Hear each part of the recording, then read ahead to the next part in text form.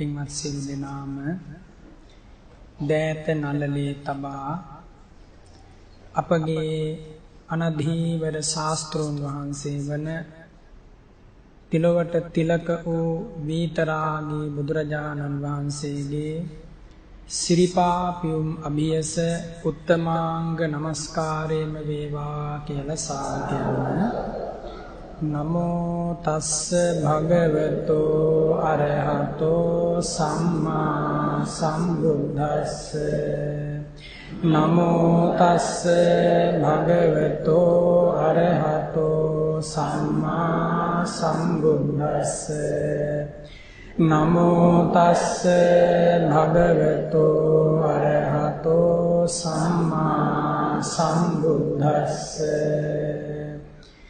සුවන්න වන්නං සම්බුද්ධං ආහුතිනං පටිංගහං ධම්මචක්කං පවත්තාරං තං නමස්සාම ගෝතමං රන්වන් පාටයි අපේ බුදුරජුන් අසන පින්කෙතයි අපේ දම් රජුන් මිහිරි බණ දෙසූ ශාන්ත මුනිඳුන් වන්දිමු වන්දිමු සිරිපා සිඹ බැතියෙන් සාදු සාදු සාදු. හොඳයි, අද හවස් වරුවේ රතනාගර ප්‍රභා අභිධර්ම වැඩසටහනේ කතා කරන්නට බලාපොරොත්තු වෙන්නේ කාමාවචර සෝභන නමින් බුදුරජාණන් වහන්සේ වදාළ චිත්තෝත්පාදයන් පිළිබඳව. කාමාවචර සෝභන සිත් පිළිබඳවයි හවස් වරුවේ කතා කරන්නේ.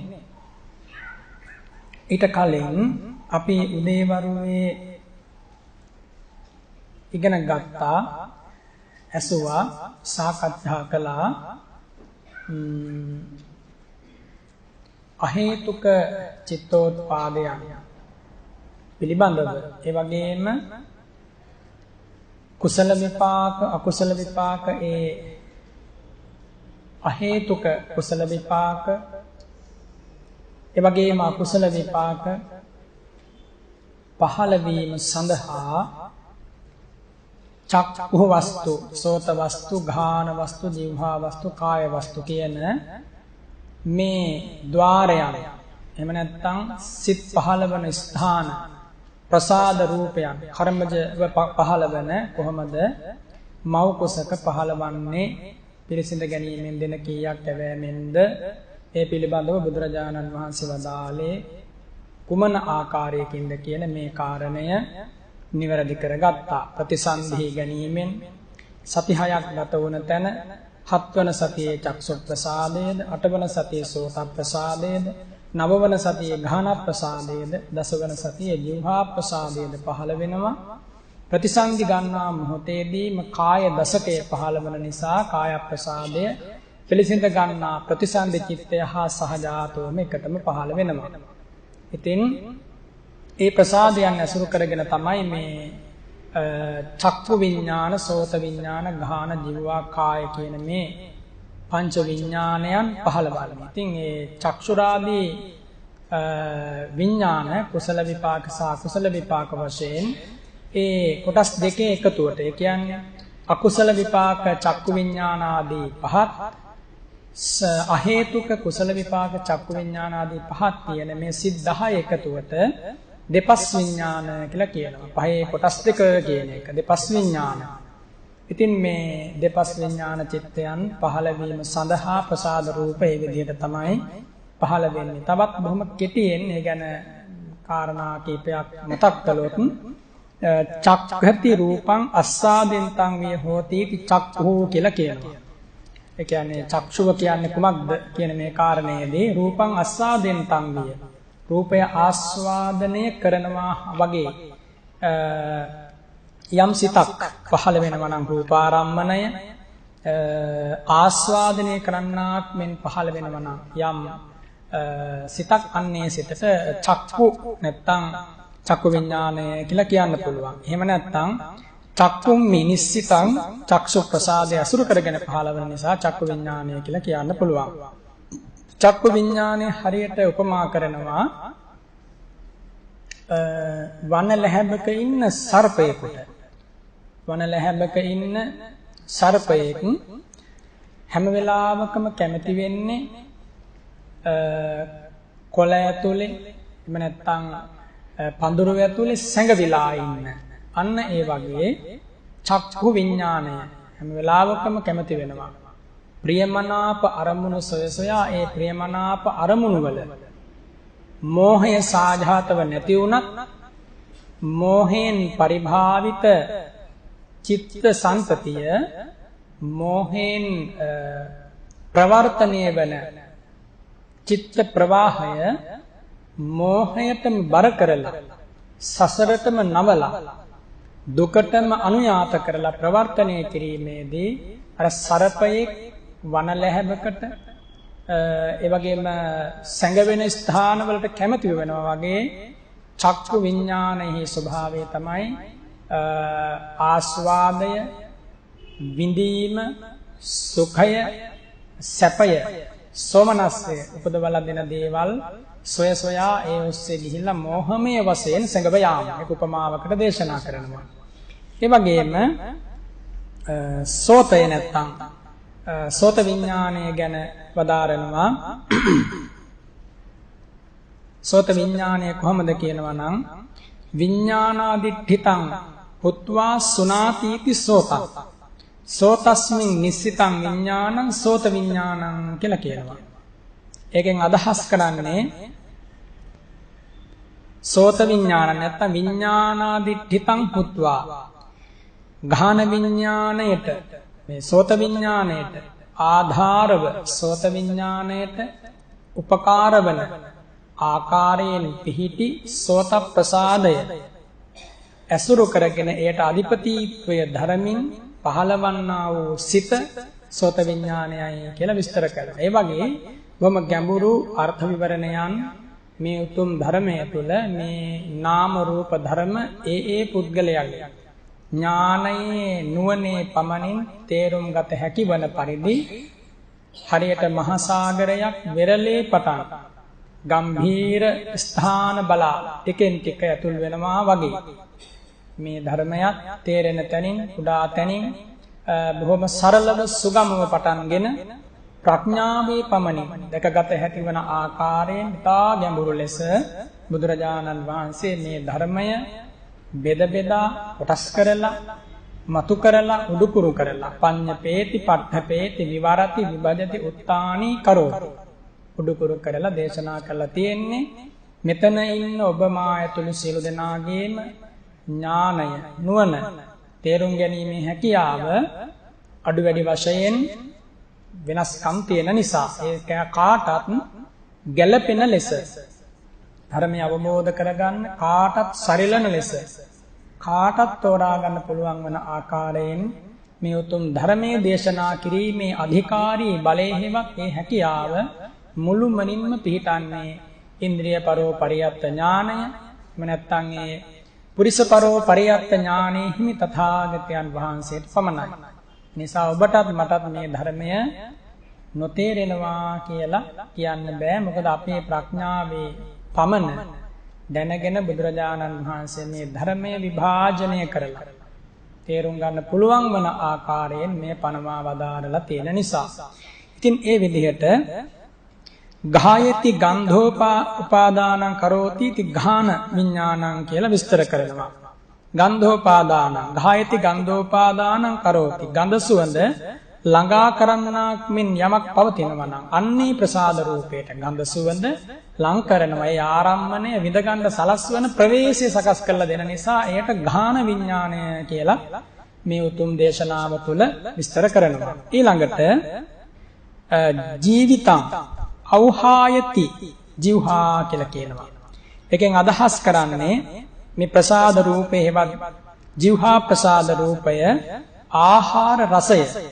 ආහාර රසය ලං කරනවා. නැත්නම් ආහාරයේ රසය දැනගන්නට අවශ්‍ය කරන මූල ප්‍රවේශය සකස් කරනවා කියන අර්ථයෙන් જીවහා විඥානය කියලා කියනවා. જીවහා විඥානය.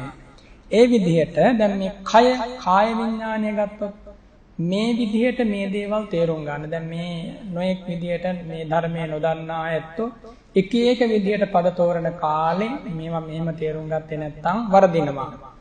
කය කියලා අපි කියන්නේ කුමකටද කය කියලා කියන්නේ? බුදුරජාණන් වහන්සේ වදාරනවා කුච්චිතානං ආයෝ කායෝ කියලා. කුච්චිතානං ආයෝ කායෝ. එහෙම නැත්නම් කායස්මින් නිස්සිතං විඥානං කාය විඥානං. කුච්චිතානං කුච්චිත කියලා කියන්නේ ලාමක කියන එක. ලාමක නින්දිත කියන එක කුච්චිත කියලා කියනවා. එතකොට නින්දිත වූ පාප ධර්මයන්ට උත්පත්ති ස්ථානය යමක්ද අන්නයට කය කියලා කියනවා. හරිද කියලා බලන්න මේ කියන දේ. කුච්චිතානං ආයෝ කායෝ මගේ කය කියලා අපි කියන්නේ ලාමක පාප ධර්ම උපදින්නට හේතු භූත වන තැන කියන අර්ථයෙන් තමයි කය කියන මේ පැනවීම සිද්ධ කරන්නේ. කය. ඉතින් ওই විදිහට මේ විඥාන දෙපස් විඥාන ගැන වදාරනවා. ඉන් අනතුරුව සම්පටිච්ඡන චිත්තය ගැන අපි කතා කරන්නේ. ඒ පිළිබඳව විග්‍රහ කරනවා. පංච විඥාන ගහිතං රූපාදී ආරම්මණං සම්පටිච්ඡති සම්පටිච්ඡනං කියලා. පංච විඥානයන්ගෙන් ගත්තා වූ අරමුණ ඒ රූපාදී ආරම්මන පිළිගන්නවා. පිළිගැනීම වශයෙන් පහළ වෙන්නේ යමක්ද? අන්නේට සම්පටිච්ඡන චිත්තය කියලා කියනවා. ඒ වගේම සම්පීර්ණ චිත්තය විස්තර කරනවා. යථා සම්පටිච්ඡිතං ආරම්මනං යථා සම්පටිච්ඡිතං ආරම්මනං සම්මා තීරේති සම්තීරණං කියලා.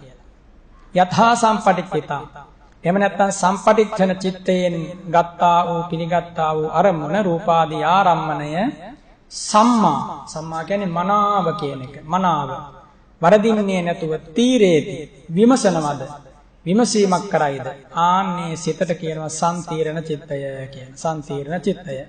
ඉතින් මේ විදිහට මේ පංච විඥාන ඊළඟට සම්පටිච්ඡන සම්තීරණ චිත්තයන් පිළිබඳව භාග්‍යවත් බුදුරජාණන් වහන්සේගේ උතුම් ධර්මය තුල අපට තෝරාගත හැකි ආකාරයෙන් විමසිය හැකි ආකාරයෙන් දේශනා කරනවා. ඒ වගේම ආවර්ජන සිත්යෙන් අපි දැන් කතා කළේ උදේ පංචද්වාර ආවර්ජනේ මනෝද්වාර ආවර්ජනේ. ඒ පිළිබඳව පාළිය නැත්තම් පෙළ කොහොමද සඳහන් වෙන්නේ? පංචද්වාරේ ඝට්ටිත මාරම්මණං ආවජ්ජේතිති පංචද්වාරාවජ්ජනං කියලා කියනවා. මේවා ඇහෙනකොටත් සතුටු වෙන්න. උතුම් පෙළදහම යම් චිත්තයක් පංචද්වාරයේ ගැටෙන අරමුණු පහ. ඒ කියන්නේ රූප, ශබ්ද, ගන්ධ, රස, ස්පර්ශ කියන මේ අරමුණු පහ මෙනෙහි කරයිද? අන්න ඒකට කියනවා පංචද්වාරාවර්ජනය කියලා. පංචද්වාරාවර්ජනය. පංචද්වාරාවර්ජනය. එවැගේම මනෝද්වාරාවර්ජනය විස්තර කරනවා. ඒ කියන්නේ පංචද්වාරයේ ගැටෙන අරමුණක් විමසීම, හඳුනා ගැනීම, තෝරා ගැනීමට මුල පුරන්නේ පංචද්වාරාවර්ජනයෙන් වගේම මනෝද්වාරයේ ගැටෙන අරමුණක්. එහෙම නැත්නම් මනෝද්වාරේ ආපාතගත මාරම්මණං ආවජ්ජතිති මනෝද්වාරාවජ්ජනං කියලා කියනවා. මනෝද්වාරයේ ගැටෙන්නා වූ, හැපෙන්නා වූ, වදින්නා වූ අරමුණ ආවර්ජනා කිරීම වශයෙන් පහළවන්නා වූ සිතට කියන මනෝද්වාරාවර්ජනය කියලා. මනෝද්වාරාවර්ජනය. ඊළඟට අපි හසිතෝත්පාදය ගැන කතා කළානේ. එතකොට හසිතං උප්පාදේති හපිතෝත්පාද. සින්හාව උපදවනවා කියන අර්ථයෙන් හපිතෝත්පාදය කියලා කියනවා. එතකොට ඒ හසිතය නැත්නම් ඒ සිනහාවේ ආකාරය සිත, හසිත, විහසිත, උපහසිත, අපහසිත, අතිහසිත කියලා ආකාර 6කින් දේශනා කරනවා. ඒ කියන්නේ පුද්ගලයෙකුගේ පුද්ගලයෙක් සිනහා වෙද්දී කොහොමද ඒ සිනහාවේ ප්‍රමාණය සිනහවන ආකාරය මත ඔහුට පහළවන සිත් මොනවද ආදී වශයෙන් කෙරෙන විනිශ්චය ඒ හිනාවේ පමණින් දැනගන්න පුළුවන්. හිනාවන ආකාරයෙන් දැනගන්න පුළුවන්.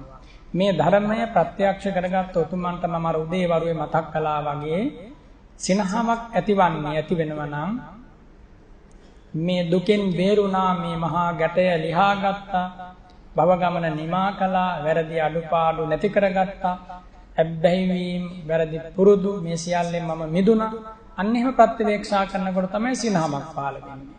නැත්තම් මේ ලෝකේ තියෙන නොඑක් විදිහේ මේ සමාජය තුල තියෙන පුද්ගලයන් අතර තියෙන අනේක විද මිනුම් දඬු තියෙනවා. ඒවා නිසා බෙදීම් තියෙන උස්පහත්කම් තියෙනවා. ඒ බෙහෙදයන් සලකලා තමන්ට ලැබෙන ලාභ පාඩු ආදී දේවල් සලකලා සිනහා පහළ වෙනවා එම නෙමෙයි. මේ ලෝක ස්වභාවය මේ ධර්ම ස්වභාවය මේ මායාව මෝහය මෝහනීය භාවය මේන් මම අත මෙදුනා කියලා සිනහා පහළ වෙනවා. එයත් මේ තොල් පොටවල් විවර කිරීම මාත්‍රයෙන් පහළ වෙන සිනහාවක් විනා මහා හයියෙන් හෝ ඈතකට ඇසෙනසේ අංගපසංග සලසලා ඊළඟට විකාර දක්වමින් කරන සිනහාවක් නෙමෙයි. එතකොට හිතලා බලන්න මේ සිනහාවකින් පුද්ගලයෙකුගේ ආත්ම සංයමය ආත්ම දමනය මනසේ භාවිත අභාවිත බව ජීවිතාවබෝධය මේ සියල්ලම තේරුම් ගන්න පුළුවන්. ඒක හැමෝටම කරන්න පුළුවන් දෙයක් නෙමෙයි. නමුත් මේ ධර්මයේ පුරුදු කරපු කෙනෙකුට යම් කිසි කෙනෙකුගේ කායද්්වාරයේ වචීද්්වාරයේ මනෝද්්වාරයේ විශේෂයෙන් මනෝද්්වාරයේ දැකීමේ හැකියාව අභිඥා ශක්තිය කියන සිද්ධ කළ යුතු දෙයක්. කායික වාචසික හැසිරීම දෙස බලලා තීරණය කරන්න පුළුවන් මේ පුද්ගලයාගේ සිත සංවරද එහෙම නැත්නම් සිත අසංවරද. අසංවර සිතේ පිළිබිඹුව තමයි අසංවර කාය කර්ම වචී කර්ම. සංවර සිතක පිළිබිඹුව තමයි ප්‍රතිබිම්බය තමයි ශාන්ත ඇවතුම් පැවතුම්. හිත නිවන වචන. හිත නිවන වචන. අර්ථාන්විත වචන. උභය පක්ෂයටම ධර්මාවබෝධයට හේතු වන වචන. ජීවිතාවබෝධයට හේතු වන වචන. ඉතින් ඒ නිසා මේ සිත් පහළ වෙනකොට පහළ වෙන්නේ කාට කොහොම කොතනදද කියන කාරණේ මේ අනුව ඔබ තේරුම් ගන්න. ඊළඟට දැන් ඉදිරියේදී මේ හපිතෝත් නැත්නම් සිනහව දැන් බුදුපසේ බුදු මහරහතන් වහන්සේලාට හපිතෝත්පාදයේ පහළ වෙනවා සිනහ පහළ කිරීම වශයෙන්. ඒ වගේම ඥාන සංප්‍රයුක්ත ක්‍රියාසිත වලින් ඥාන සංප්‍රයුක්ත සෝමනස්ස සහගත ක්‍රියාසිත වලින් තමයි නැත්නම් ඥාන සංප්‍රයුක්ත කාමාවචර සෝභන ක්‍රියාසිත වලින් තමයි බුදුරජාණන් වහන්සේ මන්දස්මිත ඒ කියන්නේ සුදෝ සුදු බුදුරස් ධාරාව විහිදුවලා සිනහව පහල කරන්නේ. ඒක බොහෝම අර්ථයේ පිණිස ලෝකයක් සනසන සිනහව. බුදුරජාණන් වහන්සේගේ මුව මඩලින් නිකුත් වන සිනහව. ඇත්තටම දසන් විදහා නැත්නම් ශ්‍රී දන්තදාතෝන් වහන්සේලා දක්වා කෙරෙන සිනහවක් නෙමෙයි. තොල්පටවල් යාන්තමින් විවර කිරීම මාත්‍රයෙන් සුදෝ සුදු බුද්ධ රශ්මි මාලාවක් නිකුත් වෙනවා. අන්න නිසා තමයි තේරුම් ගන්නේ සමීපව ඉන්න රහතන් වහන්සේලා ශ්‍රාවක ශ්‍රාවිකාවරු උපාසක උපාසිකා ඇත්තෝ දෙවියෝ බ්‍රහ්මයෝ තථාගතයන් වහන්සේ සිනහවක් පහල කළා. අස්ථානයේ සිනහ පහල කරන්නේ නැහැ. සුදුසු කරුණකදී තමයි ඒ බඳු සිනහවක් පහල කරන්නේ. විමසන ලැබීමෙන් අනතුරුව බුදුරජාණන් වහන්සේ ආකාශ ගංගාවක් හරවනවා වගේ ඒ සිනහවම අර්ථෝත්පත්තියක් කරගනිමින් ලෝකයට දම් දෙසලා ලෝසතුන්ට දම් අමාවේ රස පුවලා ලෝසතුන් භව දුකින් ගලවනවා. ඉතින් ඒ නිසා බුදුරජාණන් වහන්සේගේ සිනහව ලෝකයක් සනසපු ලෝකයට සැබෑ සැනසීම ලබා දුන් සිනහවක්. සාමාන්‍ය ලෝකෙ මිනිසුන්ගේ සිනහව බොහෝ දෙනෙකුට නූපන් අකුසල් උපදවන්න උපන්න අකුසල් තර කරන්න මෝහයට මුලාවට ආවඩන්න කාම ධර්මයන්හි පැටලෙන්න හේතු වෙනවා. එනිසා ඔබ හිතන්න අපගේ ශාස්ත්‍රූන් වහන්සේගේ සිනහව පවා දහසකුත් එකක් රහතන් වහන්සේලා බිහි කරන ඒ උතුම් කරුණු අරභයාමයි සිද්ධ වුණේ. එහෙම හිතනකොට බුදුරජාණන් වහන්සේ ගැන අප්‍රමාණ චිත්ත ප්‍රසාදයක් ඇති වෙනවා. ඇති වෙන මොහොතක් පාසා කායික දරතයන් නිවෙනවා. කායික වෙහෙස අඩු වෙනවා. සිතේ තියෙන වෙහෙස අඩු වෙනවා. අන්නේ විදිහට සිතගත නිවා ගන්නා ක්‍රමයක් බුද්ධානුස්සතිය නිරන්තරයෙන් වැඩිම. ඊළඟට දැන් සාමාන්‍ය ලෝක කෙනෙක් ගත්තොත් ඉදිරියට අපි ඉගෙන ගන්නවා පෘථග්ජන භූමියේ ඉන්න කෙනෙක් සිනහා වෙනකොට බොහෝ සෙයින් ලෝභ මූල ලෝභය මුල් කරගෙන පහළවන්නා වූ සිත් ගැන අපි කතා කළා චිත්තෝත්පාදාට ඒ ලෝභ මූල සෝමනස්ස සහගත සිත් වලින් තමයි පෘථග්ජන කෙනෙක් බොහෝ සෙයින් සිනහ පහළ කරන්නේ. එහෙනම් තේරුම් ගන්න සාමාන්‍ය ජීවිතයේ සිනහවක් පහළ වෙන වාරයක් ගානේ බොහෝ දෙනාට මොනවද පහළ වෙන සිත්? ලෝභ මූල සිත්. ලෝභ මූල සිත් තමයි පහළවන්නේ.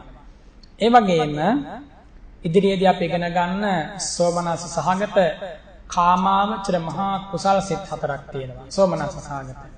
නුවණ තියෙන ධර්මය දන්න කෙනෙක් සිනහ වෙද්දී හැම වෙලාවකම පරිස්සම් වෙනවා. ඒ සිනහව අපහාසයක් උපහාසයක් නොවන්ට, අතිහසිතයක් අපහසිතයක් නොවන්න, කාටවත් නින්දාවක් අවනම්බුවක් නොවන්නට වග බලා ගන්නවා. එනිසා ඔබේ සිනහව පවා ඔබ බුදුරජාණන් වහන්සේ සරණ ගිය කෙනෙක් හැටියට තමන්ටත් අනුන්ටත් අර්ථය පිණිස පවතින්නට ඕන. ඉතින් ඒ විදිහට මේ සිනහව ගැන සියහිතෝත්පාද චිත්තය ගැන බුදුරජාණන් වහන්සේ දේශනා කරනවා. ඉදිරියේදී තවදුරටත් අපි මේ දේවල් පිළිබඳව කතා කරනවා. ඉතින් මේ අතර දැන් දෙපස් විඥාණය චක්කසෝත ගාහන ජීවහා කාය රූපාරම්මන ශබ්ද ගන්ධ රස පොට්ටබ්බාරම්මන. එතකොට මේ චක්ෂුරාදී දෙපස් විඥාන වලට නැත්නම් එන අරමුණු වලින් එතකොට ඔබ තීරණය කරන්න දැන් ඔබට අදහසක් ගන්න පුළුවන්. කුමක්ද ප්‍රබලම නැත්නම් දැනෙන ප්‍රබලම ආරම්මණය වෙන්නේ? චක්ෂුප්‍රසාදයේ ගැටෙන රූපාරම්මණයද එහෙම නැත්නම් ශබ්දාරම්මන ගන්ධාරම්මන රසාරම්මන ආරම්මණයේ පැත්තෙන් ප්‍රබල බව හෝ එහෙම නැත්නම් එහි තියෙන ගති ලක්ෂණ මනින්ට බෑ. චක්කසෝත ගාහන ජීවහා කාය කියන මේ පංච ප්‍රසාද වල හැපෙන මේ අරමුණු අනුව පහළ වෙන විඥානයන්ගෙන් දුක්ඛ සහගත සුඛ සහගත වන්නේ කාය විඥාන සිත පමණයි. එතකොට අනිත් සිත් හරියට බොහොම සියුම් ස්පර්ශයක් සිද්ධ වෙනවා වගේ. පුළුම් පිඬක නැත්නම් පුළුම් ගොඩක පුළුම් ගොඩක් පුළුම් පටලයක පුළුම් පටලයක් ස්පර්ශ වෙනවා වගේ බොහොම සියුම් ස්පර්ශයක් කියලා වදාලා. වේදනාව උපේක්ෂා සහගත වන්ට හේතුව ඒ ස්පර්ශයේ තියෙන සුඛම භාවය කියලායි වදාරන්නේ. එතකොට දැන් බුදුරජාණන් වහන්සේ කාරණේ ගැන දේශනා කරනවා. දැන් රූපාරම්මන, ශබ්දාරම්මන, ගන්ධාරම්මන, රස, පොට්ටබ්බ කියන මේ ආරම්මන වලින් පොට්ටබ්බාරම්මණයට සත්වයන් අතිශයින් ඍජු වෙනවා කියන. පොට්ටබ්බාරම්මණයට සංසාරයක සිද්ධ වෙච්ච දේ. අට්ඨයි භික්කවේ ආකාරේහි පුරිසෝ ඉත්ථින් බන්ධති කියලා කියනවා. කරුණු 8කින් පිරිමි කෙනෙක් කාන්තාවක් බැඳ ගන්නවා කියන්නේ. නැත්තම් පිරිමි පක්ෂයේ කෙනෙක් කාන්තා පක්ෂයේ කෙනෙක්ව වසඟයට ගන්නවා කියනවා කරුණු 8කින්. එකක් තමයි රුන්නේන. ඒ කියන්නේ හැඬීමෙන්. පිරිමි කෙනා හඬනකොට කාන්තා පක්ෂයේ කෙනෙකුට අනුකම්පාවක් ඇති වෙනවා, බැඳීමක් ඇති වෙනවා. බලන්න මේ බුදුරජාණන් වහන්සේ වදාරන දේ. ඊළඟට හසිතේන සිනහවෙන් සිත බඳවා ගන්නවා. පිරිමි කෙනා කාන්තාවක් බඳවා ගන්නවා. ඒ කියන්නේ තමා වෙත මේ ආකර්ෂණය කර ගන්නවා, වසඟ කර ගන්නවා කියන එක. භනිතේන ඒ කියන්නේ කතාවෙන්, කතාබස් කිරීමෙන්. ලාමක දේවල් කතාබස් කිරීමෙන්.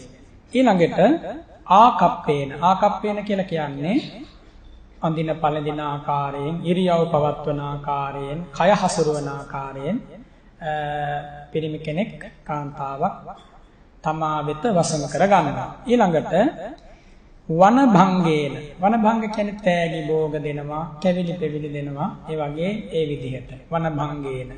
ඊළඟට ගන්ධේන. ගන්ධයෙන්. ඒ කියන්නේ සුවඳ විලවුන් ආදී දේවල් තම ශරීරයේ ගල්වාගෙන ඒ ආඝ්‍රාණයට සලස්වීම. රසේන. ඒ කියන්නේ රසයන කියලා කියන්නේ ඒ කන බොන දේවල් ආදී දේවල් වල තියෙන රසය මුල් කරගෙන ඒවා ලබා දීලා කැම බීම ලබා දීලා ඊළඟට පස්සේන ස්පර්ශ කිරීමෙන් බුදුරජාණන් වහන්සේ වදාරනවා යේතේ භික්ඛවේ සත්තා සුබද්ධා යේ පස්සේන බද්ධා කියලා. මහණෙනි දැන් මේ කාන්තාවක් පිරිමි කෙනෙක් කාන්තාවක් වසඟ කරගන්න ආකාරය. ඒ වගේම අනිත් පැත්තට දේශනා කරනවා අට්ඨේ භික්ඛවේ ආකාරෙහි ඉත්තිං පුරිසම්බන්ධති කියලා. ඒ කියන්නේ කාන්තාවක් පිරිමි කෙනෙක්ව වසඟයට ගන්නවා කියන එක. එතකොට මෙතෙන්දී දේශනා කරන විශේෂ කාරණය තමයි රූපාරම්මන, ශබ්දාරම්මන, ගන්ධාරම්මන, රසාරම්මන එළවීමක් මේ කරන්නේ. එතකොට රුණේන හැඬීම එක පැත්තකින් රූපාරම්මණයක් වෙනවා. ඒ දර්ශනය, ඒ හඬ ඇසීම ශබ්දාරම්මණයක් වෙනවා. ඊළඟට සිනහ වීමත් එහෙමයි, කතා කිරීමත් එහෙමයි. ආකාර එහෙම නැත්නම් ඇඳුම් පැළඳුම් ආදී දේවල් වලින් සැරසීම ඒ විදිහටත් එහෙමයි. ඊළඟට වනභංගේන ඒත් එහෙමයි, ගන්ධේන සුවඳ වගේ දේවල් මේ විදිහට මෙහෙම සිද්ධ කළාට චක්ෂු ප්‍රසාදයෙන් සෝත ගාන දිව්වා කියන ප්‍රසාදයන්ට ආරම්මන එළවීමක් සිද්ධ වෙනවා. හැබැයි ඒකකටත් වදාරනවා මහණෙනි මනා ප්‍රබල බැඳීම කියන්නේ ස්පර්ශයෙන් බැඳීම කියලා. එහෙනම් ඒකට හේතුව තමයි ඒ ස්පර්ශයෙන් බැඳීම කියලා කියන්නේ සුඛ සහගත කාය විඥාණය පහළ වෙන්න ඒ ස්පර්ශය ඕනොන්ට හේතු වෙනවා කියන එක. ඒතකොට මෙව්වා හොඳට මේ ධර්මයේ තුලින් තෝරා ගන්න. සසරක් පුරාවට බිඳගන්ට සිඳගන්ට බැරි වෙච්ච ගිහි බන්ධන සිඳ දැමු පැවිදි භූමියටපත් වෙච්ච තථාගත ශ්‍රාවකයෙකුට අඩු කුලයෙන් චණ්ඩාල කුලයෙන් නික්මිලා පැවිදි වුණ කුල පුත්‍රයා කියලා බුදුරජාණන් වහන්සේ ආමන්ත්‍රණය කරනවා. එහෙම කියන්න හේතුව තමයි මේ තියෙන මේ ආරම්මණයන්ට වසඟ වෙන ආරම්මණයන්ගේ රසයට ගිජු වෙන ඒ අබ්බැහිය ඒ ඇලීම් වෙලීම් පැටලීම දිග කාලයක් තිස්සේ සිද්ධ වෙලා එය කඩාගෙන එන්න දක්ෂ වුණා කියන එක. ඒ කියන්නේ බුදුරජාණන් වහන්සේ දේශනා කරනවා මේ සිඟා කමින් ජීවත් වෙච්ච කෙනෙක් වුණත් ඒ සිඟා කමින් ජීවත් වන දිව්‍ය අතහැර දාලා සසුන්ගත වුණොත් පැවිදි ජීවිතයකටපත් වුණොත් එයාට කියන්න පුළුවන් කියන ශ්‍රද්ධාවෙන් පැවිදි වෙච්ච කුල පුත්‍රයෙක් කියලා. එපමණකින්ම ජයග්‍රහණය. ඒ නිසා කාය විඥානෙහි ක්‍රියාකාරීත්වය ඒ විදිහට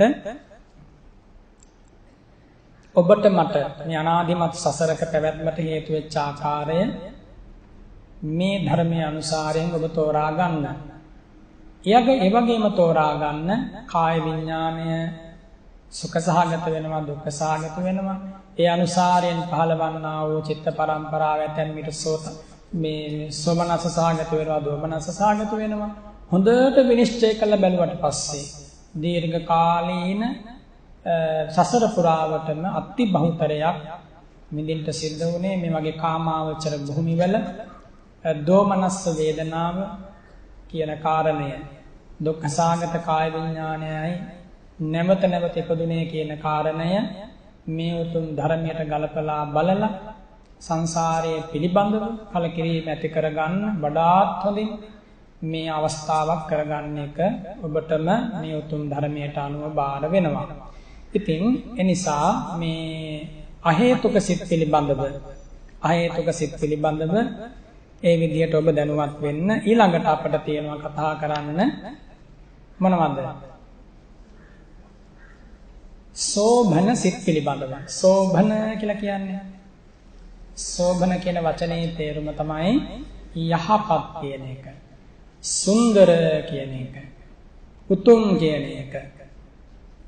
අන්නේ සිත් වලට කියන සෝභන සිත්. එහෙනම් අපි මෙතෙක් කතා කරපු සිත් සෝභන කියන ගණයට ගන්නේ නැහැ. අකුසල සිත් 12ක් ගැන සාකච්ඡා කළා. අහේතුක සිත් 18ක් ගැන සාකච්ඡා කළා. ඒ සිත් වලට එහෙම නැත්නම් අහේතුක සිත් 18යි අකුසල සිත් 12යි කියන මේ චිත්තෝත්පාදයන් 30න සෝභන යහපත් කියන විදිහට යහපත්ම කියන ගණයට ගන්නේ නැහැ. ඒකට කියනවා අයහපත් සිත්, අසෝභන සිත්, අවලස්සන සිත්. අන්නේ විදිහට ඒ කියන්නේ විපාක සිතක් කුසල විපාක සිතක් වුණත් ඒ වගේම පංචද්වාරා ව්‍රජන හතිතෝත්පාද ආදී මේ සිත් පහළ වුණත් අකුසල සිත් බොහෝ සෙයින් දුකටම බොහෝ සෙයින් කියන එකෙන් මම අදහස් කළේ මෙහෙම දෙයක්. දැන් හිතන්න යම්කිසි කෙනෙකුට සුගතියෙහි තියෙන පංචකාමයන් ගැන අසන්ත ලැබිලා ඒ දේවල් ලබනු රිසියක් කැමැත්තක් හිතේ ඇති වුණොත් පළමු කොට ඒ පිළිබඳව සියුම් ලෝභයක් ලෝභ මූල සිතක් ඇති වෙන්න පුළුවන්. ලෝභ මූල සිත් වාර ගණනක් ඇති වෙන්න පුළුවන්.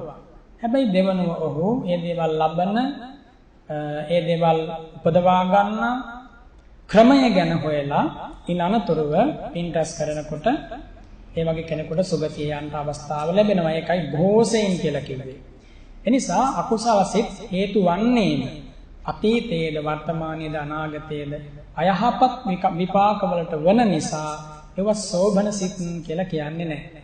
අපිට තේරෙනවා මේ කියන දේ. මේක මේ අමාරු දෙයක් නෙමෙයි. පාපය, අකුසලය, ඊළඟට නීවරණය, ක්ලේශය, සංයෝජනය, උපාදානය මේ දේවල් යහපත් වෙන්න විදියක් නැහැ. එනිසායි අසෝභන සිත් කියලා කියන්නේ. ඒ වගේම විශේෂ හේතු ධර්මات නොයෙදෙන නිසා චිත්තෝත්පාද මාත්‍රයක් වන නිසා අහේතුක සිත්වලට සෝභන කියන නාමය දෙන්නේ නැහැ. ඒවත් අසෝභන කියන ගණයට තමයි ගණන්නේ. ඒ වගේම අකුසල සිත් පිළිබඳව සසංඛාරික අසංස්කාරික බෙහෙදය ඔබට අපි කියා දුන්නා. ඒ වගේම මේ අහේතුක සිත් 18ම විශේෂ පෙළඹවීම් ආදියකින් තොරව පහළ වන නිසා අහේතුක සිත් 18ම අසංස්කාරිකයි කියලායි සලකන්නේ. ඒක හොඳට මතක තියාගන්න. අහේතුක සිත් 18ම අසංස්කාරික සිත් කියලායි සලකන්නේ.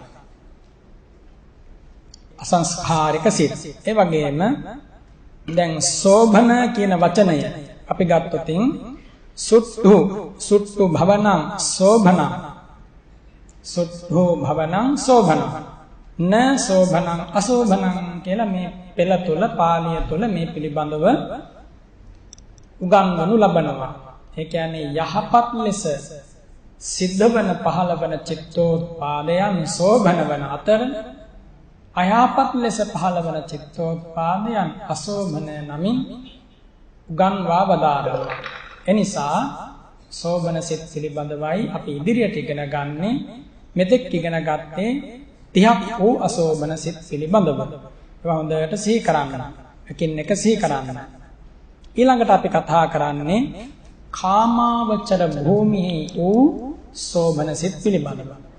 චිත්තෝත්පාදයන් 121ක් එහෙම නැත්නම් චිත්තෝත්පාදයන් 89ක් වෙනවා කියලා මුලින්ම අපි මේ සිත පිළිබඳව හඳුන්වා දෙද්දී ඔබට ප්‍රකාශ කළා. ඔබ අහලා තියෙනවා. ඒ ධර්මය තුල බුදුරජාණන් වහන්සේ උගන්වා වදාරනවා සෝභන සිත්. සිත් 89 එහෙම නැත්නම් සංක්ෂිප්ත පොදු ක්‍රමයෙන් ගත්තොතින් ඒකෝන සත්‍ය. ඒ කියන්නේ සිත් 59ක් සෝභන සිත් වන අතර ඊතුරු සිත් ප්‍රමාණය නැත්නම් ඊතුරු සිත් 30 අසෝභන සිත් නමින් හඳුන්වනවා. එහෙම නැත්නම් මධ්‍යම පොදු ක්‍රමය සිත් 121ක් වන ආකාරයෙන් ගණනු ලබන ක්‍රමය යටතේ ඒකනෞති සිත් 91ක් සෝභන සිත් වන අතර ඊතුරු සිත් ටික අසෝභන සිත් නමින් තන් ඊතුරු සිත් 30 අසෝභන සිත් නමින් දේශනා කරනු ලබනවා. අපි සෝභන සිත් නමින් ඉගෙන ගන්නා මේ සිත් කොටස සංක්ෂිප්ත ක්‍රමයෙන් සිත් 59ක් වන අතර මධ්‍යම පොදු ක්‍රමයෙන් ගත්තොත් සිත් 91ක් වෙනවා. මේ පිළිබඳව වර්ග කරමින් කොටස් වශයෙන් අපි ඉගෙන ගන්නවා. ඒ සෝභන සිත් කාමාවචර සෝභන, රූපාවචර, අරූපාවචර, ලෝකෝත්තර වශයෙන් බෙදනු ලබනවා. කාමාවචර සෝභන සිත් කොහොමත් රූපාවචර, අරූපාවචර, ලෝකෝත්තර සිත් සියල්ලම සෝභන සිත්. යහපත් ආකාරයෙන් පහළ වන සිත්, සැප විපාකයන්ට හේතු වන සිත්, දුක ඉක්මවා යන උපකාර වන සිත්, නීවරණාදී පාප මහෝඝය සිඳ දමන්න තරණය කරන්නට හේතු වන සිත්. එනිසා ඒ සියල්ලම සෝභන සිත්. ඉතින් මෙව ගැන දැනගත්තාම අයහපත් සිත් උපදිනකොට දක ගන්න දැනගන්න කිලිටි වෙච්ච සිතක් මට ඉපදුනා කියලා. ලෝභයෙන් යුක්ත සිතක් ඉපදුනා කියලා දැනගන්නවා, දැක ගන්නවා. සලෝභං චිත්තං, ලෝභය සහිත සිතක්. ඒබඳු සිතක් කියලා දැන ගැනීම මේ උතුම් ධර්මයේ දියුණුවක් කියලායි බුදුරජාණන් වහන්සේ වදාරන්නේ. එයම චිත්තානුපස්සනා සතිපට්ඨානය නමින් වදාරන නිසා එහෙම මෙනෙහි කිරීමක් කරන කෙනා සතිපට්ඨානයෙන් ඉවත් වන්නේ නැහැ. උපදින සිතක් පාසා නිරීක්ෂණය කිරීමේ හැකියාව තියෙනවා නම් ඒ වර්ගය හඳුනා ගන්න පුළුවන් නම් මේක මෙහෙමයි, මෙහෙම දුකට හේතු වෙනවා ආදී වශයෙන් තේරුම් ගන්න පුළුවන් නම් තමන්ටත් අනුන්ටත් මේ චිත්තෝත්පාදයේ යහපතක් වෙනස පවතිනවා කියලා තේරුම් ගන්න පුළුවන් නම් සිත ගැන හොඳ වග විභාගයකින් ඉන්න කෙනෙක් කියලා කියන්න පුළුවන්. එහෙම කෙනෙකුට මරණාසන්න සමයේදී වුණත්, ලෙඩ ඇඳේදී වුණත්, කොච්චර කායික වේදනා මාරාන්තිකව ඇති වුණත් සිතේ ක්‍රියාකාරීත්වය ගැන යම් අවබෝධයක් ඇති නිසා දක්ෂ වෙනවා. නොමනාසිත උපදවන්නට ඉඩ දෙන්නේ නැතුව මනා භාවයෙන් යුක්ත සෝභන වූ සිතක් උපදවා ගන්නට ඒ මනෝද්වාරයේ ඉඩ සලසා ගැනීමේ හැකියාව Taman තමයි පවතින්නේ. දැන් ඔබ තේරුම් ගන්න මනෝද්වාරය ඇසුරු කරගෙන මේ අයහපත පිණිස පවතින සිත නැති කරලා දාලා නැත්තම් ඒ බඳු චිත්තෝත්පාදයන් හට ගැනීමේ ඉඩකඩ අවම කරලා පුළුවන් නම් නැති කරලා සෝභන සිත් යහපත පිණිස හේතු වන සිත් පහල කරන්නට මේ මනෝද්වාරයේ ඉඩ සැලසීම කියලා කියන්නේම මේ සංසාර ගමනේ මහ විශාල ජයග්‍රහණයක්. ඒක ඒ පමණ කියන්න බැරි තරම්. ඉතින් මිනිසෙක් වූ ඔබට ඒ ජයග්‍රහණය මේ මොහොතේම විඳින්න පුළුවන්. ඒක අනාගතයට දාන්න උවමනා නැහැ. මේ මොහොතෙන් මේ වෙලාවෙම විඳින්න පුළුවන්. අකුසල තවන වීරිය තියෙන්නේ ඔබට. කුසල් වඩන වීරිය තියෙන්නේ ඔබට. අකුසලයෙන් සතුටු නොවි කුසලයෙන් සතුටු වන උවමනාව තියෙන්නේ ඔබට. එනිසා ඔබට තමයි මේ ධර්මය ජීවිතයට සම්බන්ධ කරගෙන තමන්ගේ ඇස් ඉදිරියෙන් ඵල භුක්ති විඳින්මින් සතුටු වීමේ උදාර උතුම් අවස්ථාව දැන් එළඹිලා තියෙන්නේ. එනිසායි මේක උතුම් මංගල්‍යමය දිනයක් කියලා අද උදෑසන කාලේ මේ වැඩසටහන ආරම්භයේදී ඔබට ප්‍රකාශ කරන්නට යෙදුනේ. ඉතින් දැන් අපි ඒ සෝබන සිත් වලට අන්තර්ගත වන කාමාවචර කුසල සිත් පිළිබඳවයි සාකච්ඡා කරන්නේ. කාමාවචර කුසල සිත් පිළිබඳව. කාමාවචර සෝබන සිත් පිළිබඳව. කාමාවචර කුසල සිත් පිළිබඳව. ඔබ දැනටමත් මෙතන ඉන්න බොහෝ දෙනෙක් කියවලා ඇති, අහලා ඇති කාමාවචර කුසල චිත්තෝත්පාද 8ක් පිළිබඳව බුදුරජාණන් වහන්සේ සිරි මුවමඩලින් දේශනා කරනවා. එයම නැවත වතාවක් විභාග කරමින් තථාගතයන් වහන්සේ ඒ කාමාවචර කුසල චිත්තෝත්පාදයම ආකාර දහස් ගණනින්, දසදහස් ගණනින් ප්‍රභේදගතව පුද්ගල సంతානයක පහළ වන ආකාරය දේශනා කරනවා. හරිම විස්මිතයි. හරිම ආශ්චර්යමත්. පුදුම සහගතයි මේ ධර්මය, මේ සිත පිළිබඳව විභාගය. ඒකයි අනන්ත ණය සමන්නාගත මහා ගම්භීර අභිධර්මය කියලා මේ ධර්මයට බොහෝ සාඩම්බර සහිත වචන යොදලා මේ ධර්මය ආමන්ත්‍රණය කරන්නේ. ඒ කාමාවචර සෝභන සිත්, කාමාවචර කුසල සිත් වශයෙන්, කාමාවචර සහේතුක විපාක සිත් වශයෙන්, කාමාවචර සහේතුක ක්‍රියා සිත් වශයෙන් බෙදිලා ගියාට පස්සේ සිත් 24ක් ලැබෙනවා. සංඛ්‍යාත්මකව මතක තියාගන්න. කාමාවචර සෝභන සිත් 24ක් බුදුරජාණන් වහන්සේ සිරි මුවමඩලින් දේශනා කොට වදාළා. කාමාවචර සෝභන චිත්තෝත්පාද 24ක් සංක්ෂිප්ත වශයෙන් ඔබෙත් මගෙත් කර්මද්වාරයන්. ඒ කියන්නේ කායද්්වාරය, මනෝද්්වාරය, වචීද්්වාරය කියන මේ කර්මද්්වාරයන් ඇසුරු කරගෙන පහළවන හැටි. ඇසුරු කරගෙන පහළවන හැටි. එහෙම නැත්නම් චක්ෂුරාදී ద్వාරයන් ඇසුරු කරගෙන ඒ බඳු සිත් ජවන් වශයෙන් පහළවන හැටි. ඒ අතර කාමාවචර කුසල සිත් 8 පිළිබඳව, කාමාවචර විපාක සිත් 8 පිළිබඳව, එතකොට විපාක සිත් කියලා එතෙන්දි ප්‍රකාශ කරද්දී සහේතුක කියන වචනය කියවෙනවා. සහේතුක කියන ඒ විශේෂය ඒකාන්තයෙන්ම සිද්ධ කරන්නට ඕන. මොකද අහේතුක විපාක ගැන අහේතුක සිත් ගොඩේ අපි ඉගෙන ගත්ත නිසා. ඒ වගේම කාමාවචර ක්‍රියාසිත 8ක් තියෙනවා. ඒවත් සහේතුක කියලා කිව යුතුයි. නොකිව්වා කියලා වරදක් නැහැ. නමුත් මේව වාචෝද්ගත කරන්නේ, මතකේ තබා ගනිද්දී, ධර්මයේ සම්මර්ෂණය කරන්නේ ඒ විදිහට මනාවම සම්මර්ෂණය කරන්නට ඕන, නොමනාව නෙමෙයි. මනාව සම්මර්ෂණය කිරීමෙන්මයි යෝනිසෝ මනසිකාර්යය පහළවන්නේ. නොමනාව සම්මර්ෂණය කළොත් අයෝනිසෝ මනසිකාර්යයයි පහළවන්නේ. නිසා යෝනිසෝ මනසිකාර්යය පහළ වෙන්නේ ඉඩ සලසා දීලා මෙය මනාව සම්මර්ෂණය කිරීම ඔබට බාරයි. එනිසා මෙතන ඉන්න සෑම කෙනෙකුටම ඒ වාසනා මහිමය උත්පත්තියෙන්ම ලබාගෙන තියෙන නිසා කිසිවෙකුටත් පසුත වෙන්න දෙයක් නැහැ. මෙවුවා තේරෙන්නේ නැහැ, වැටහෙන්නේ නැහැ කියලා. ඉතින් බුදුරජාණන් වහන්සේ ඒ කාමාවචර සෝභන නැත්නම් කාමාවචර 8ක් වූ කුසල චිත්තෝත්පාදයන් විශේෂ නමකින් හඳුන්වනවා කාමාවචර මහා කුසල සිත් කියලා. මහා කියන ඒ විශේෂණ පදය ඇයි යොදන්නේ? සුවිසල්, මහා, ප්‍රබල, පළල් කියන අර්ථය ඇයි යොදන්නේ? මේ සිතේ සහ ඒ සිතට ලැබෙන විපාකයෙහි ක්‍රියාකාරීත්වය බුදු ඇසින් දැකපු නිසා, බුදු ඇසින් දැකවදාල නිසා. එතකොට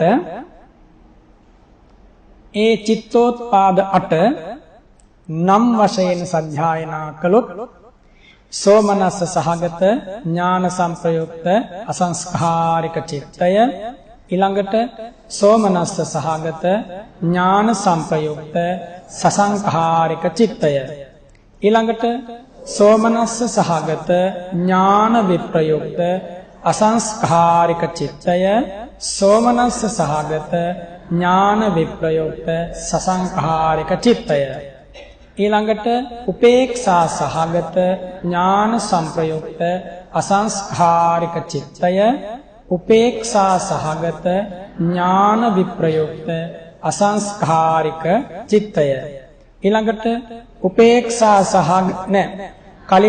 කලින් එකේ දෙවන චිත්තය උපේක්ෂා සහගත ඥාන සංප්‍රයුක්ත සසංකාරික චිත්තය, ඊළඟට උපේක්ෂා සහගත ඥාන විප්‍රයුක්ත අසංස්කාරික චිත්තය, උපේක්ෂා සහගත ඥාන විප්‍රයුක්ත සසංඛාරික චිත්තය කියලා ධම්මසංගණී ප්‍රකරණයේ බුදු සිරි මුවමඩලින් මේ චිත්තෝත්පාදයන් පිළිබඳව මහා කරුණාවෙන් දේශනා කොට වදාලා. එතකොට මේ චිත්තෝත්පාදයන් හඳුන්වන ආකාරය ගැන ඔබට හොඳ වැටහීමක් තියෙනවා. සෝමනස්ස සහගතයි කිව්වා, ඇතැම් සිතක් ඥාන සංප්‍රයුක්තයි කිව්වා, ඇතැම් සිතක් ඥාන විප්‍රයුක්තයි කිව්වා, ඇතැම් සිතක් සසංඛාරිකයි කිව්වා, ඇතැම් සිතක් අසංස්කාරිකයි කියලා කිව්වා. ඒ වගේම උපේක්ෂා සහගත සිත් ගැන, ඥාන සංප්‍රයුක්ත වන ආකාරය ගැන, අසංස්කාරික සසංස්කාරික වන ආකාරය ගැන යම් අවබෝධයක් මේ වෙනකොට මෙතන ඉන්න බොහෝ දෙනාට තියෙනවා. නමුත් ඒ වඩාත් දියුණු කරගන්න, ඒ අවබෝධය වඩාත් පිරිසිදු කර ගැනීම වෙනුවෙන් අපි මේ සිත් පිළිබඳව යම් සංක්ෂිප්ත විස්තරයක් ඔබට ප්‍රාමාණික වන විදියට, ඔබට ප්‍රමාණවත් වන විදියට ඉදිරියේදී අද දැන් මේ හවස් වරුවේදී කියා දෙන්න බලාපොරොත්තු වෙනවා කාල වේලාවේ හැටියට. ඒ නිසා හොඳට සිහියෙන් නුවණින් සිහි කරන්න, හිතන්න, මෙනෙහි කරන්න, අනුස්මරණය කරන්න මේ ධර්මය. සෝමනස්ස සහගත ඥාන සංප්‍රයුක්ත අසංස්කාරික චිත්තය සෝමනස්ස සහගතයි. වේදනාව. එතකොට මේ සිත් ටික බෙදද්දී කාමාවචර මහා කුසල චිත්තය කියන මේ සිත බෙදද්දී නැත්තම් මේ චිත්තෝත්පාදී විශේෂණය නැත්තම් මේ චිත්තෝත්පාදී විශේෂයන් ගැන වදාරද්දී වේදනාව මූල ධර්මයක් කරගත්තා. ඊළඟට ප්‍රඥාව මුල් ධර්මයක් කරගත්තා. සසංඛාරික අසංස්කාරික භාවය මුල් ධර්මයක් කරගත්තා. ඔබට මතකයි ලෝභ මූල සිත් බෙදද්දිත් වේදනාව මූල කාරණයක් කරගත්තා. සෝමනස්ස උපේක්ෂා වේදනාව. ඒ වගේම මොකක්ද විශේෂයක් කරගත්ත අනිත් කාරණේ? දිට්ඨිගතික භාවය. මේ දිට්ඨියෙන් මිත්‍යා දෘෂ්ටියෙන් යුක්තද නැද්ද කියන මේ කාරණය. ඒ වගේම මොකක්ද අනිත් කාරණය?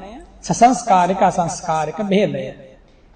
එතකොට එතනත් වේදනාව ඊළඟට සසංස්කාරික අසංස්කාරික භාවයේ මේ සිත් බෙදද්දී සලකපු කරුණු දෙකක්. ඒ දෙකම කාමාවචර මහා කුසල චිත්තේ බෙදා දක්වමින් හඳුන්වා දෙද්දී අවබෝධ කර ගැනීමේ පහසුවට අප වෙනුවෙන් බුදුරජාණන් වහන්සේ මේ වේදනාව ප්‍රධාන ධර්මයක් කරගෙන සසංස්කාරික අසංස්කාරික භාවයත් සලකලා ඒ වගේම ප්‍රඥාව අමෝහය නැත්නම් ඥානය කියන මේ චෛතසික ධර්මයක් ප්‍රධාන ධර්මයක් කරගෙනයි මේ චිත්තෝත්පාද 8 විස්තර කරන්නේ.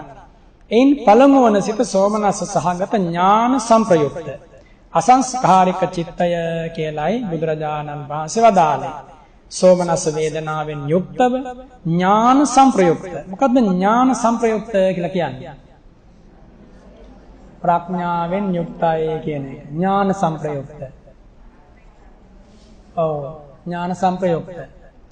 ඒක ඥාන සංප්‍රයුක්තය කියන කාරණය විවිධාකාරයෙන් නැත්නම් ආකාර ගණනාවකින් තෝරා දෙනවා මේ ධර්මයේ තුල. ඥාන සංප්‍රයුක්තය කියන කාරණය. එතකොට යම් කුසලයක් සිද්ධ කරා. දැන් මේ කුසල් සිත් ගැන කතා කරන්නේ.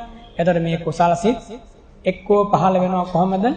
දානමය වශයෙන්. එහෙම නැත්නම් සීලමය වශයෙන්. එහෙම නැත්නම් භාවනාමය වශයෙන්. එහෙම නැත්නම් වෙය්‍යාවච්ච අපචායන ධර්මස්වවන ධර්මදේශනා ධර්ම සාකච්ඡා දස පුණ්‍ය ක්‍රියා කිරීම වශයෙන් මේ කාමාවසර කුසල චිත්තේ පහළ වෙනවා.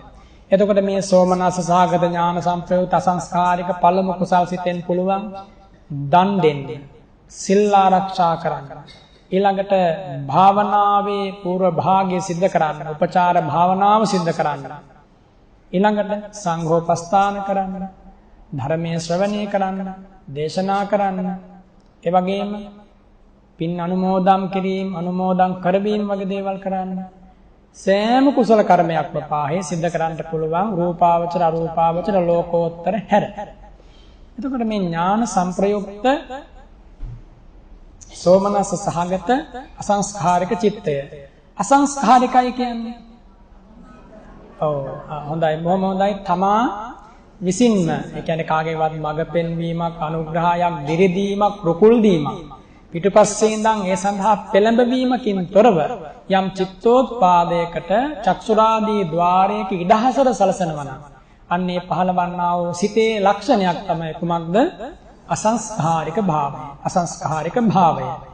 ඒ වගේම ඒ විදිහට කුසල සිතක් සම්බන්ධයෙන් ගත්තොත් ස්වාධීනම තමන්ගේම කැමැත්තෙන් පහළ නොවන සමීපේ ඉන්න එතකොට දැන් කුසල සිතක් නැත්නම් කුසල සිතක් අසංස්කාරිකව පහළ නොවන අවස්ථාවක සසංස්කාරික වෙනකොට ප්‍රධාන වශයෙන් බලපාන්නේ මොකක්ද? බාහිර සත්පුරුෂයාගේ ඇසුර. සත්පුරුෂයෙක් හින්දා සත්පුරුෂයෙක් තමයි කවදා නමුත් කුසල් සිතක් පහළ කරන්න, කොයි වෙලාවෙ නමුත් උපකාර කරන්න, උදව් කරන්න, දිරි දෙන්න. එහෙනම් කුසල් සිතක් සසංස්කාරික වෙනවා කියන්නේ බොහෝ සෙයින් සත්පුරුෂයාගේ දිරිදීමක්. කවුරු නැතත් තමන්ට තමන් සත්පුරුෂයෙක් වෙලා හෝ මේක කොහොම හරි කළ යුතුයි කියලා වැටෙන සිත නගා සිටුවීමකින් පින්කම් වල යෙදෙන ස්වභාවය සසංස්කාරික භාවය කියලා මේ කුසල පිට සම්බන්ධයෙන්. අසංස්කාරික භාවය ඔබ දන්නවා. සෝමනස්ස වේදනාවෙන් යුක්තය කියන්නේ සතුටින් යුක්තයි, පිනා යන ස්වභාවයෙන් යුක්තයි. හැම වෙලාවකම හිතේ පුදුම සතුටක් තියෙනවා. සතුට නැති වුණොත් නීරස වෙනවා මේ විෂය. සතුට නැති වුණොත් එපා වෙනවා. නිසා සතුට උපදවා ගන්න ක්‍රමය මේ තුල ඔබමයි හඳුනා ගන්න ඕනේ. අපි මහා සංඝරත්නයේ වශයෙන් ඔබට බුදුරජාණන් වහන්සේ වදාළ භාවනා මාර්ගය සමත විදසුන් නුවණ පාදා ගන්නා හැටි කියා දෙනවා. ඒ ධර්මය උගන්වනවා. හැබැයි ඒක ඔබට ගලපා ගන්නකොට දැන් අපි කියන ඔබට බුද්ධානුස්සති භාවනාව මේ විදිහට කරන්න. තථාගතයන් වහන්සේගේ අසිරිමත් ගුණ වලින් ඔබේ සිත ප්‍රබෝධයට පත්වන ගුණ විශේෂකින් නිස්සෙල්ලාම සිත සතුටට සම්පාංශණයටපත් කළා. ඒ ඔස්සේ අසිරිමත් ගුණ ජීවිතයේ දැකීම තමයි බුද්ධානුස්සතිය කියන්නේ. අපි එහෙම කිව්වහම ඔබ දක්ෂ වෙන්නට ඕන. ඔබේ සිතට සතුට උපදවන තැන මේ ධර්මයේ කොතනද තියෙන්නේ බුදුරජාණන් වහන්සේගේ ජීවිතයේ කුමන අසිරිමත් අවස්ථාවද මගේ හිතට වඩා කාවදින්නේ කියලා දැනගන්න. එහෙම නැතුව ඔබ මම අරහං ගුණේ පටන් සිහි කරනවා කියලා ගන්න උත්සාහය බොහොම හොඳයි. ඒක සමහර විටකදී මුලින් මේ භාවනාව වැඩෙනකන් නීරස වෙන්නත් පුළුවන්. කොච්චර කොහොම කළත් මේ හිත විසිරෙනවා, සතුටක් නැහැ, හිත පිහිටන්නේ නැහැ ආදී වශයෙන් නොයෙක් විදිහේ අඳෝනා නැගෙන්න හේතුව තමයි මේක හඳුනා නොගැනීම. එනිසා මෙන්න මෙතන තමයි මගේ හිත සතුටටපත් වෙන තැන කියලා යසිරිමත් බුද්ධ චරිතයේ හොඳට මතක තියාගන්න ඕන. ඒ නිසායි බුද්ධ චරිතය නැවත නැවත අපි හඬගා කියන්නේ ධර්ම දේශනාවල. මේ අසිරිමත් 28 කල්ප ලක්ෂයක පාරමී ගමන නිරන්තරයෙන් සිහි කරන්නේ ඔය එක තැනක තමයි මේ හිත සතුටටපත් වන්නේ. වෙන චරිත නෑ ලෝකේ. ඒ තරම් හිත සතුටටපත් කරන්න. හැම මිනිස්සෙකුගේම ජීවිතයේ සෑම මේ ක්‍රියාකාරකමක්ම හොයලා බලන්න මේ කියන එක හොඳට කියනවට පිළිගන්න එපා. අවසන් වුණේ එක්කෝ ආත්ම ක්ලමතනයකින් එහෙම නැත්නම් පර ක්ලමතනයකින්. ඒ කියන්නේ එක්ක තමන් තවාගෙන තමන් විනාශ වුණා. නැත්නම් අනුන් තවලා අනුන් විනාශ කළා. එහෙම නැත්නම් තමනුත් අනුත් දෙපිරිසම විනාශ වුණා. සෑම ලෞකික පුද්ගලයෙකුගේම චින්තනයන් අවසන් වුණේ තමන්ටත් අනුන්ටත් විපතක් කරගෙන. පුළුවන් නැහැ කියන්න කවුරුහරි. ඒක එහෙමමයි. මම කියන නිසා පිළිගන්න එපා. ඔබ හොයලා බලන්න. පැසුණු නුවණක් මෝරපු නුවණක් තියෙන ඇත්තෝ මෙතන බොහෝ සෙයින් ඉන්නවනේ. ඒ මෝරපු නුවණින් බලන්න මේ කියන දේ ඇත්තක්ද කියලා. නිසා ලෝකෙ මිනිසුන්ගේ සියල්ලන්ගේම පහය මේ තථාගත ධර්මයෙන් පරිබාහිර හැම කෙනෙක්. ඉදමේව සත්‍යම් මොගමඤ්ඤං කියනව නෙමෙයි. මේක තමයි මේකේ ඇත්ත. ඒ චින්තනය රාගයෙන් කිලිටි වෙලා, ද්වේෂයෙන්, මෝහයෙන් කිලිටි වෙලා, පාපයෙන් කිලිටි වෙලා, විසදිටු වලින් කිලිටි වෙලා, ඒ වගේම නොයෙක් විදිහේ මේ මනසේ ඇතිවෙන විඝාත පක්ෂික ක්ලේශ ධර්ම, මද ප්‍රමාදයේ උපදවන ධර්ම මේ වගේන් කිලිටි වෙනවා. ඒසයි සෑම චින්තනයකම අවසානයේ උනේ දුකක් කඳුලක්. මෙහි අවසානයේ දුකක් නෙමෙයි, කඳුලක් නෙමෙයි. ඔන්න ඔය විදිහට මේ ඉන්න සියලු දෙනාම තම ජීවිතය මේ ධර්ම මාර්ගයේ තුලම නැවත නැවත අමාරුවෙන් නමුත් පිහිටවන්න දක්ෂ වෙන්න. බුදුරජාණන් වහන්සේ මේ ලෝකේ පුද්ගලයන් ගැන දේශනා කරනවා. පුද්ගල පරෝ පරියත්ත ඥානයේ බලය, පුද්ගල ප්‍රඥප්ති ප්‍රකරණය එහෙම මේ අභිධර්මයේ තියෙන මහා පුදුමයි තථාගතයන් වහන්සේගේ නුවණ. රාජ සුකුමාල ජීවිතයක් අජමැදුනේ. බුමු තුරුණකින් තොරව මහ පොළොව කිසිදාක ස්පර්ශ කළා නැහැ. ඒ සිරිපතුල් වලින් රජමාලිගාවෙන් එළියට යනකම්. ඒ වුණත් මේ සාමාන්‍ය ලෝකෙ මිනිසුන්ගේ ජීවිත ගැන තිබ්බ අවබෝධය ඒ මිනිසුන්ටවත් නැහැ. ගොවිතැන්පත් කරපු මිනිහාගේ ජීවිතය ගොවිතැන ගැන තථාගතයන් වහන්සේට තිබ්බ දැනුම මේ ලෝකෙ කිසිම ගොවියෙකුට නැහැ. මේ එක විෂයක් විතරයි. හැබැයි සෑම විෂයකම එහෙම තමයි. ඒ නිසා අනන්ත සසරක භාවිත ඥානයේ කසිරියයි මේ විදියට සම්බුද්ධ ජීවිතයකින් මූර්තිමත් උනේ, පිළිබිඹුනේ. අනුසෝතගාමි පුද්ගලයා කියලා කෙනෙක් බුදුරජාණන් වහන්සේ පෙන්වනවා මේ මිනිස් සමාජයේ. ඔබ බලන්න ඔබ අනුසෝතගාමීද කියලා. සෝත කියන්නේ සැඩපහරට නමක්. අනුසෝත කියලා කියන්නේ සැඩපහර ගලන දිශාවට ගසාගෙන යන මිනිසා කියන එකයි. සැඩපහර ගසාගෙන යන දිශාවට ගසාගෙන යන එක අපහසු දෙයක්ද කියන්න අපහසු දෙයක් නෙමෙයි. ඕන කෙනෙකුට වැඩිච්ච ගමන් ගසාගෙන යනවා. අන්න ඒ වගේ කාම ධර්මයන්ට ගිජු වෙලා කාමයන් වෙත සිත අලවාගෙන ඉන්න කෙනා කාම සැඩපහරින් ගසාගෙන යන කෙනෙක්. එයා අනුසෝතගාමී පුද්ගලයෙක් කියලා වදාරනවා. ඊළඟට පටිසෝතගාමී. පටිසෝතගාමී කියන්නේ කාම සැඩපහරින් බැට කනවා. හැබැයි අඬා හරි භ්‍රමචර්යාව රකින්න. අඬා හරි අමාරුවෙන් නමුත් දුකසේ නමුත් අකුසලයට අර කුසලයේ තියෙන අකුසලයේ තියෙන බලපෑම ඇබ්බැහිය නැවත මනසට මහ පොදුම වදයක් වෙනවා.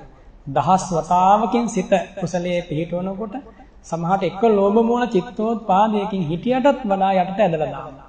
එහෙම වුණත් ඒවා කාය කර්ම වචී කර්ම බවට පත්වෙන්න නොදී හිත රැකගෙන.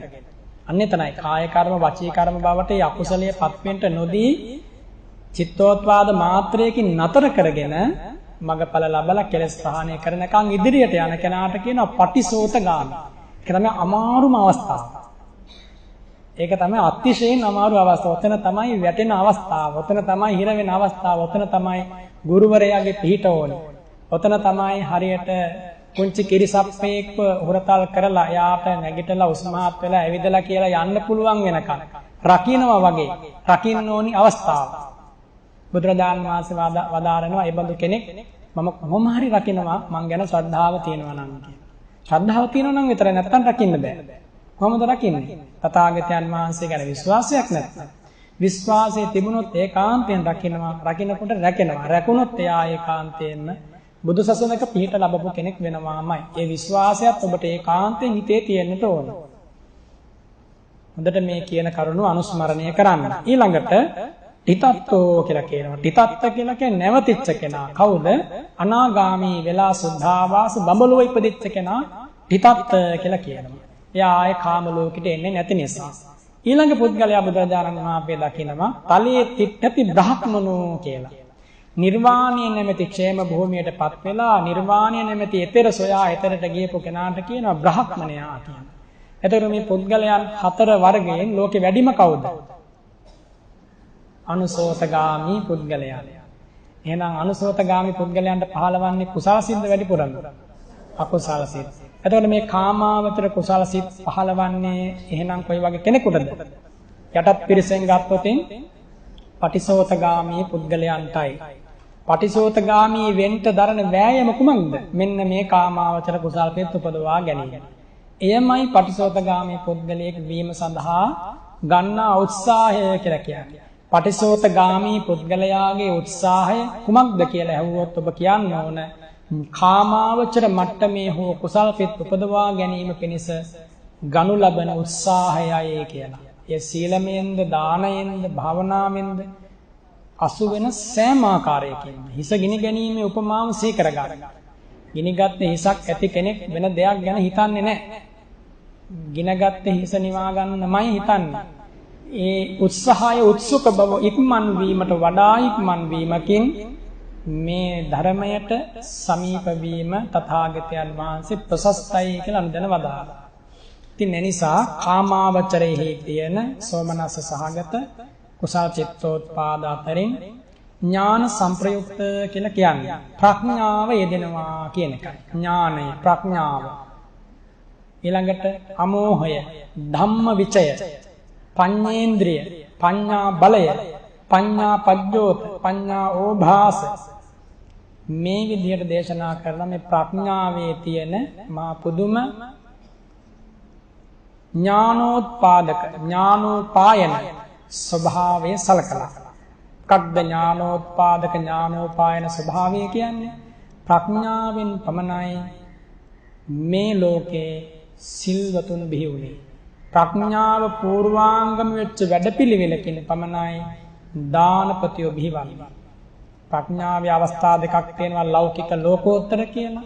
යටත් පිරිසෙන් ලෞකික ප්‍රඥාවෙන් කර්මයේ ඵලය අදහා ගැනීමේ නුවණේ පිහිටපු කෙනෙක් පමණයි මේ දස පුණ්‍ය ක්‍රියා අගය කළේ. නැති කෙනෙක් කවදාකවත් අගය කළේ නැහැ. අගය කරන්නත් බෑ. දැන් මේ වස් කාලේනේ වස්සාන කාලේ දැන් ගෙවිලා යනවා. ඊළඟ පොයෙන් වස් කාලේ අවසන් වෙනවා. හැබැයි මේ වස් කාලේ හොඳට වැහි වැටුණා මේ පැත්තට. බොහෝ ප්‍රදේශවලට වැහි වැටුණා. අපේ රටේ අතීත කාලේ වස්සාන කාලේ ඇත්තටම වැහි වැටිලා තියෙනවා. වස්සාන කාලේ බොහෝ සෙයින් වැහි වැටිලා තියෙනවා මේ සිල්වත් ගුණවත් මිනිස්සු හිටපු කාලේ. මිනිසුන්ගේ සිල්වත් බව මේ කාමාවචර කුසල්පිට පහල කරගන්නවා කියන එක ඔබට තේරුම් ගන්නම මේක කතාවක් කියන්නේ. මේ කාමාවචර කුසල්පිට අන්න එහෙම පහල කරගත්තොත් තමයි ඒකේ වටිනාකම වැඩි. නැත්තම් තව කෙනෙක් අරන් යන මල් වට්ටියේ අත තියෙන එකත් ශ්‍රේෂ්ඨයි අත නොතබනවට වඩා. හැබැයි තමන්ම මලක් නෙලලා පෑන් පොඩක් ඉහලා හිසේ තබාගෙන ඇවිල්ලා ඒ බුදු ගුණ අනුස්මරණය කළ පූජා කරගන්න කෙනා අතිශයින් ශ්‍රේෂ්ඨයි. ඒ වගේම කෙනෙකුට නෑ බෑ මට කරන්න වස්තු සම්භාර නෑ ධනෙ නෑ මේ නිසා මට මේ පින් රැස් කරන්න බෑ කියන්නේ. මට පින් කරන්න වෙලාවක් නෑ කියන්නේ. ඒව ඔක්කොම මුසාව. ඒ කුසලයට තියෙන අකමැත්ත නිසා කියවෙන දේවල් නිසා කුසල ඡන්දයේ තියෙන කෙනෙක් කවදාකවත් මට වෙලාවක් නෑ කියලා කියන්නේ. මට පින් කරන්න සල්ලි නෑ කියලා කියන්නේ නෑ. පින් කරන්න සල්ලි නෑ කියලා කියනවා නම් මේ ධර්මය ගැන යන්තමින්වත් දන්නේ නැති කෙනෙක්. අපේ රටේ ශ්‍රද්ධාවන්ත උපාසක උපාසිකාවරු බොහෝ සෙයින් පහළ වෙච්ච රටක් නේ ඔබ දන්නවනේ නේ. මේ රටේ තරම් මට හිතෙනවා ලෝකේ කවුරුවත් බුදුරජාණන් වහන්සේට ආදරය කරපු පිරිස සිටියයි කියලා. ඒ තරමින් ආදරය කළා. සුප්පියා උපාසිකාව මාංශයක් කපලා දෙන්න සෝදානම් වුණා එදා කපලා දුන්නා. ඒ වගේම ඊට පස්සේ ලංකාවේ කෙනෙක් තමයි ඒ සඳහා උත්සාහවත් වුණේ. සක්දේව රජතුමාගේ මැදිහත් වීමෙන් තමයි එය නතර වුණේ. තල බලන්න කොහොමද භාග්‍යවතුන් වහන්සේත් එකට ඒ තරමින්ම ඒ බුදු ගුණෙහි සිත රමණය කරපු සතුට කරපු පිරිස ජීවිතේ දෙකක් දැක්කේ නැහැ. අන්න ඒකයි හේතුව. එකම දෙයයි දැක්කේ බුදුරජාණන් වහන්සේ. ඒක තමයි ඔහුට හෝ ඇයට පදවි ප්‍රාප්තිය බවට පත් වුණේ. ඒක තමයි ඔහුට ඇයට මොකක්ද? ජීවිතේ එකම විමුක්තිය බවට පත් වුණේ. එකම සතුට බවට පත් වුණේ. අද මිනිසුන්ට ශ්‍රද්ධාව නැති වෙන්න নানা හේතු වෙලා තියෙනවා. හේතු කොහොම වුණත් ඵලය ශ්‍රද්ධාව නැතිවීම විපාකේ මොකක්ද? නිරය. ඔච්චරයි. ඵලයේ බිහිසුණුයි. ඵලයේ බිහිසුණුයි. එනිසා ඒ ඵල ධර්මය ලබන නිරය නම් වූ ඵල ධර්මය ලබන හේතු වඩන කාලේ මිහිරි රසවත්. අනේ රසයට ඇබ්බැහි වෙලා ඒ මිහිරට ඇබ්බැහි වෙලා කුඩා දරුවාගේ පටන් මහල්ලා දක්වාම මේ ඇබ්බැහියි. හේතුව ශ්‍රද්ධාව නැහැ බුදුරජාණන් වහන්සේ ගැන. ඒකොල්ලෝ ඇදහිුවේ විශ්වාස කළේ සතුට උත්පාදනය කරගන්න බැලුවේ කාමයන්ගෙන්. කාමයන් හැමදාම මායා මෝහනීය ස්වභාවය නිසා නොවිසිතුරු දේවල් විසිතුරු ලෙස මවා පෙන්වනවා. දුක්දායක දේවල් සැපසහගත ලෙස මවා පෙන්වනවා. මැවීම ගැන නොදන්නෝ රැවටෙනවා. රැවටෙන්නෝ තවත් රැවටෙන අය දහස් ගණනින් බෝ කරලා රැවටෙන උන්ගේ පිරිසක්ම මේ මහා පොළොවට දායාද කරනවා. අම්මා තාත්තා රැවටිච්ච ගමන් දරුවෝ රැවටෙනවා. ඒකයි වෙලා තියෙන්නේ මේ වගේ කාලයක. මේ ව්‍යසනය අපායේ ඉන්න කෙනෙකුට කතා කරලා කියන්න පුළුවන් නම් කියයි. දොස නසෝ කිව්ව යට ගියා. බුදුරජාණන් වහන්සේ හිටපු නිසා මේක කියන්න හැදුවේ මෙහෙම දෙයක් කියලා කිව්වා. කියාගන්න දුජීවිතං අජීවින් ඕක කියාගන්න ඉඩ දුන්නේ නැහැ. ආපහු ගමන් ඔළුව අනිත් පැත්තට හරවලා ආය ලෝකෙම නිරේ ගිල්ලුවා. ඕක දකින්නකම් මේ කාමයට මුසපත් වෙච්ච මිනිසුන්ට තේරෙන්නේ නැහැ. දැක්කත් තේරෙන්නේ නැහැ. ආය දවසක ගිහිල්ලා ගෙවලා ආවට පස්සේ ආයෙමත් ඕකට යනවා. එනිසා මේක අවස්ථාවක් කරගන්න ඔබේ ජීවිතය ගොඩනංවා ගන්න. මොකෙන්ද? සංසාර සාගරයෙන්. කුමක් නිසාද? සසර සාගරයේ බිහිසුණුයි දෙති නුවරුන්ගෙන් යවසීගෙන හිතන්නත් බැරි තරම් අගාධයක් වැටුනොත් කල්ප ගණනකින් ගොඩ ඒමක් නැහැ. ඉතින් මේ කාමාවචර කුසල් පිට පහල කරගන්නා කෙනෙක් හොඳට මේ කාමාවචර කුසලයේ ගැන හොඳට දැනගත්තොත් අකුසලයේ ගැන හොඳට දැනගත්තොත් දිනන්න පුළුවන් මේ ගමන. අහේතුක චිත්තෝත්පාදයන් ගැන දැනගන්නට ඕනේ. අපි ඒවා ගැන දැන් කතා කළා. අරූපාවචර ලෝකෝත්තර සිත් ගැන දැනගන්නට ඕනේ. අපිට බොහෝ සෙයින් මේ වෙලාවේ කරන්න තියෙන්නේ මෙහි ආරම්භයේ ප්‍රවේශය හැටියට කාමාවචර කුසල් සිත් බහුල කරමින් ආසේවනය කරනවා, භාවිත කරනවා, බහුලීකృత කරනවා. ආසේවනය කියන්නේ අසුර. ඇසුරෙන් මේ ධහම ලබාගෙන කනෙන්ද ඇසෙන්ද මේ දේවල් ඇසුරු කරගෙන ධහම ලබාගෙන එයම භාවිතයක් බවට පත් කරගන්න මනෝද්වාරයේ අනුසාරයෙන් වඩන නැවත නැවතත් ඒක කරනකොට බහුලීකృత වෙනවා. බහුලීකృత වූ විශේෂ ජීවිතයේ ප්‍රමුඛ වෙනවා.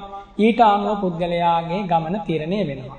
කාමයන් භාවිත බහුලීකృత ආසේවනය වුණු ඒ විදිහට තමයි ඔහුගේ ජීවිතය එතනින් එහාට ආකල්ප, හැඟීම්, දැනීම් ඊළඟට චර්යා ධර්ම සියලු දේවල් තීරණය වෙන්නේ. සොයා යෑම, වෙන් කිරීම, ලං කර ගැනීම, හඳුනා ගැනීම මේ ඔක්කොම. ඉතින් මේ අපේ රටේ ඒ කාලේ වස් කාලයක එක්තරා වස් කාලයක ලජ්ජීතිස්ස කියන රජතුමා රජකම් කරපු කාලේ බොහොම ධර්මානුකූල ලෙස ලජ්ජීතිස්ස කියන නමේ තේරුම මොකක්ද? ලජ්ජීතිස්ස. ලජ්ජී කියලා කියන්නේ ලැජ්ජාවට නම. ලැජ්ජාබය කියන්නේ පවට ලැජ්ජාවන කෙනා. පවට ලැජ්ජාවන තිස්ස රජතුමාගේ කාලේ. ලජ්ජීතිස්ස ලැජ්ජාවට පත් වුණාද නැද්ද කියලා මම දන්නේ නැහැ පවට. රජතුමාගේ නම නම් එහෙමයි. රජතුමාගේ නම නම් එහෙමයි. ඉතින් ඒ රජතුමාගේ කාලේ අපේ රටේ රුහුණු ජනපදයේ සීව කියලා ගම්මානයක් තිබෙනවා. මේ ගම්මානයේ ඉන්න එක්තරා 16ක්. මේ 16 කියලා කියන්නේ බැල මෙහෙවරකම් කුලී වැඩ කරලා ජීවත් වන කෙනෙක්.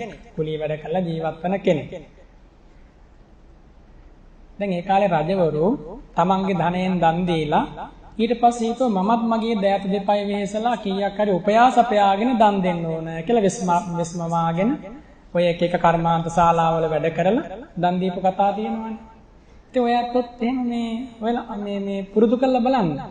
වෙස්වලාගෙන ඔය පිටිසර පළාතකට ගිහිලා කාගේ හරි වත්තක කුලියක් කරලා මේ විහිළුවට කියන කාරණයක් hina වෙන්න කියන එකක් නෙමෙයි.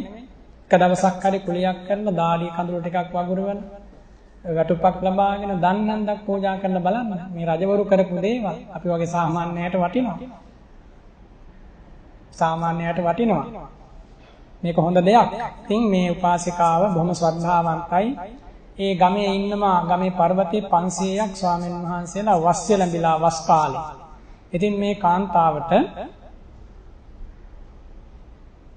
කුලී වැඩ කරලා දැන් අද වගේ වස්ත්‍ර එහෙම නෑ. ඔයත් ඔය දැන් සුදු ඇඳුම් ඇඳගෙන කැමති විදියට මහගෙන පරණ වෙනකොට අලුත් එකක් මහා ගන්න පුළුවන්. උදේ මහන්න දුන්නොත් හවස වෙනකොට ගන්න පුළුවන්. මහාන වෙලාව විතරයි ප්‍රමාදයට කාරණේ.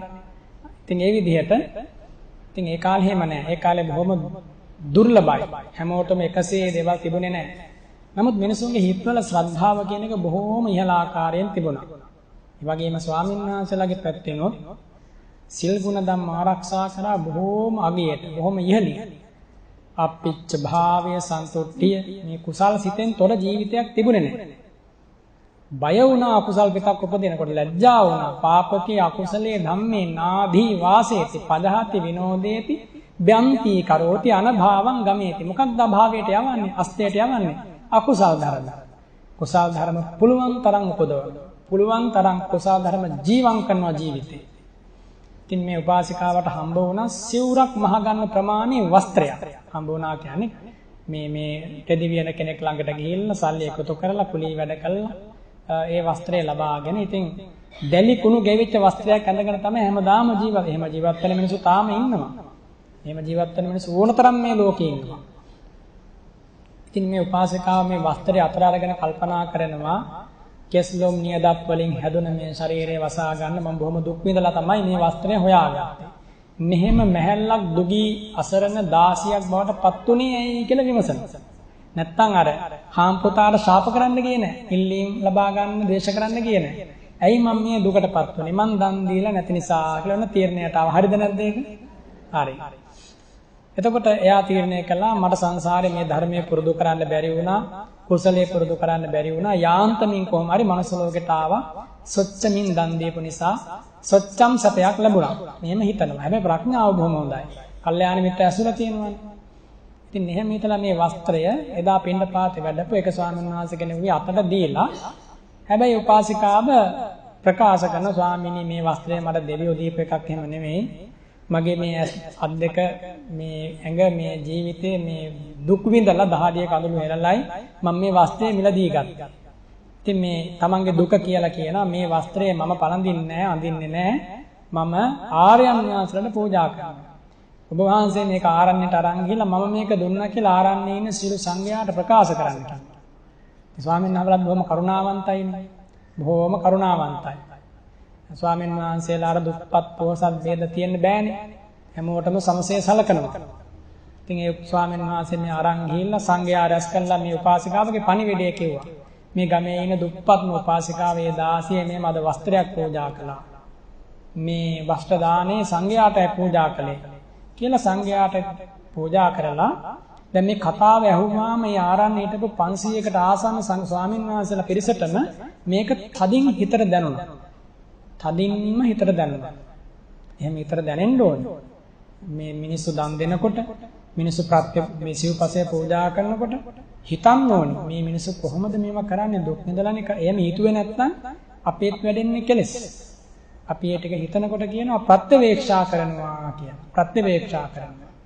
දායකත්ව මේ දේවල් දාන ආදී දේවල් පූජා කරනකොට ඒ ගැන හිතන්න ඕනේ. මේ මිනිසුන් කරුණා මෛත්‍රී ගුණ වලට සරිලන විදිහට අපේ ඇවතුම් පැවතුම් තියෙනවද කියලා ප්‍රත්‍යවේක්ෂා කරන්න. හිතලා ඒවා නැත්නම් හදා ගන්නට ඕනේ. අඩුපාඩු වලදී ලැජ්ජාවටපත් වෙන්න ඕනේ. ගුණ වලදී සතුටටපත් වෙන්න ඕනේ. අන්න එහෙම අපේ පැත්තෙන් අපි මේ කාමාවචර කුසල විදර්ශනාවට බර කරලා උපදවා ගන්නට ඕනේ. ඉතින් මේ උපාසිකාවගේ වස්ත්‍රයේ සංඝයාට දුන්නට පස්සේ එතන හිටපු ස්වාමීන් වහන්සේ කෙනෙක් කියනවා මට ඔය වස්ත්‍රය දැන් වස් සමාදන් වෙලා දවස් දෙක තුනකින් තමයි මේක හම්බ වුණේ. මට මේ 3 මාසෙට දෙන්න කියලා. තව ස්වාමීන් වහන්සේ කෙනෙක් කිව්වා නෑ මට මාස දෙකකට දෙන්න. ඔය විදිහට 3-4 දෙනෙක්ව මාස දෙකකට දෙන්න. ඔහොම කියාගෙන ඇවිල්ලා එක ස්වාමීන් වහන්සේ කෙනෙක් කියනවා මට එක දවසකට ඔය වස්ත්‍රය දෙන්න. වරුවකට වස්ත්‍රය දෙන්න. අවසානයේ තීරණය වුණා මේ දවසකට ඉල්ලපු ස්වාමීන් වහන්සේට මේ වස්ත්‍රය දෙන්න. දුන්නා. උන්වහන්සේ අනිත් ස්වාමීන් වහන්සේලාගේ උදව්වෙන් කඩ කපලා මහලා පඳු පවලා මේ ජංගීය ගීවේ ආදී වශයෙන් චීවරය අංගෝපාංගල් මේකට සම්බන්ධ කරලා මහලා අදිෂ්ඨාන කළා මේ චීවරය පොරවාගෙන සක්මන් මළුවට නැගලා සත්‍යවරක් යනකොට රහත් වුණා. මොකක්ද හේතු උනේ? සංවේගය උපදවා ගැනීම. මොකක් පිළිබඳවද? මේ ලැබිච්ච දේ මෙන්න මෙහෙම පරිත්‍යාගයක් කරලා ලැබුණේ කියන මේ සංවේගය. අර කතාව අහලා සංවේගය ඇති කරගත්තා. දුකක් ඇති කරගත්තා. මෙච්චර දුක් විඳලා හම්බ කරගත්තා. ඇත්තටම ඒ වගේ කෙනෙකුට මේ වස්ත්‍රයේ නිදානයක් පහළ වුණා වගේ. සමහර ජීවිත කාලයක වස්ත්‍රය. අද වගේ මේ මෘදු විදියට වියපු එක නූල් වර්ග වලින් වියපු එහෙම නැහැ. ඇත්තටම වැඩිපුර දැන් මේ ගෝණි තියෙන්නේ අද කාලේ. අන්නේ ගෝණි වගේ ඒවා තමයි ඒ කාලේ ගොඩක් දෙනා ඇඳලා තියෙන්නේ. අතීතය ගැන හොයලා බලන්න, ඔය ඉතිහාසය ගැන කියවලා බලන්න.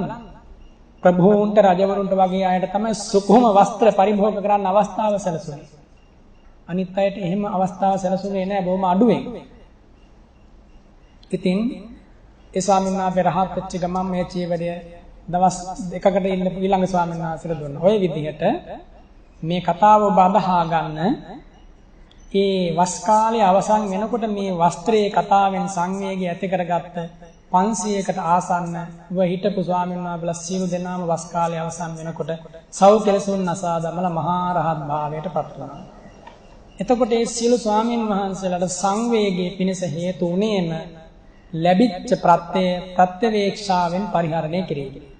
ප්‍රත්‍යවේක්ෂා බුද්ධිය අත්තිබික්කවේ ආසවා. අර දේශනා කරේ සබ්බාස සූත්‍රයේ මහන්නේ ආශ්‍රව ධර්ම තියෙනවා. නුවණින් සලකා මේ පරිභෝග කිරීමෙන් දුරු කර. අන්න ඒක හොඳට සිද්ධ වුණාය ස්වාමීන් වහන්සේලාගෙන්. අවසානයේ රජතුමා තමයි වස් ආරාධනා කළා තිබුණේ.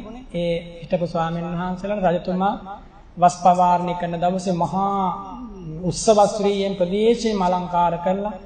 ආරණ්‍යයට ප්‍රවේශ මාර්ගයේ මුළුමනින්ම සරසලා ධජ පතාක මේ වලින් සරසලා රජතුමා එනකොට දැක්කා පරණ වෙච්ච කෙනෙක් අදහස් කරන්නේ පඳු තවරකෝ චීවරයක් කොඩියක් හැටියට බැඳලා තියෙනවා ආරණ්‍යයට ඇතුල් වෙන තැන. කොඩියක් හැටියට බැඳලා තියෙනවා මේ චීවරය.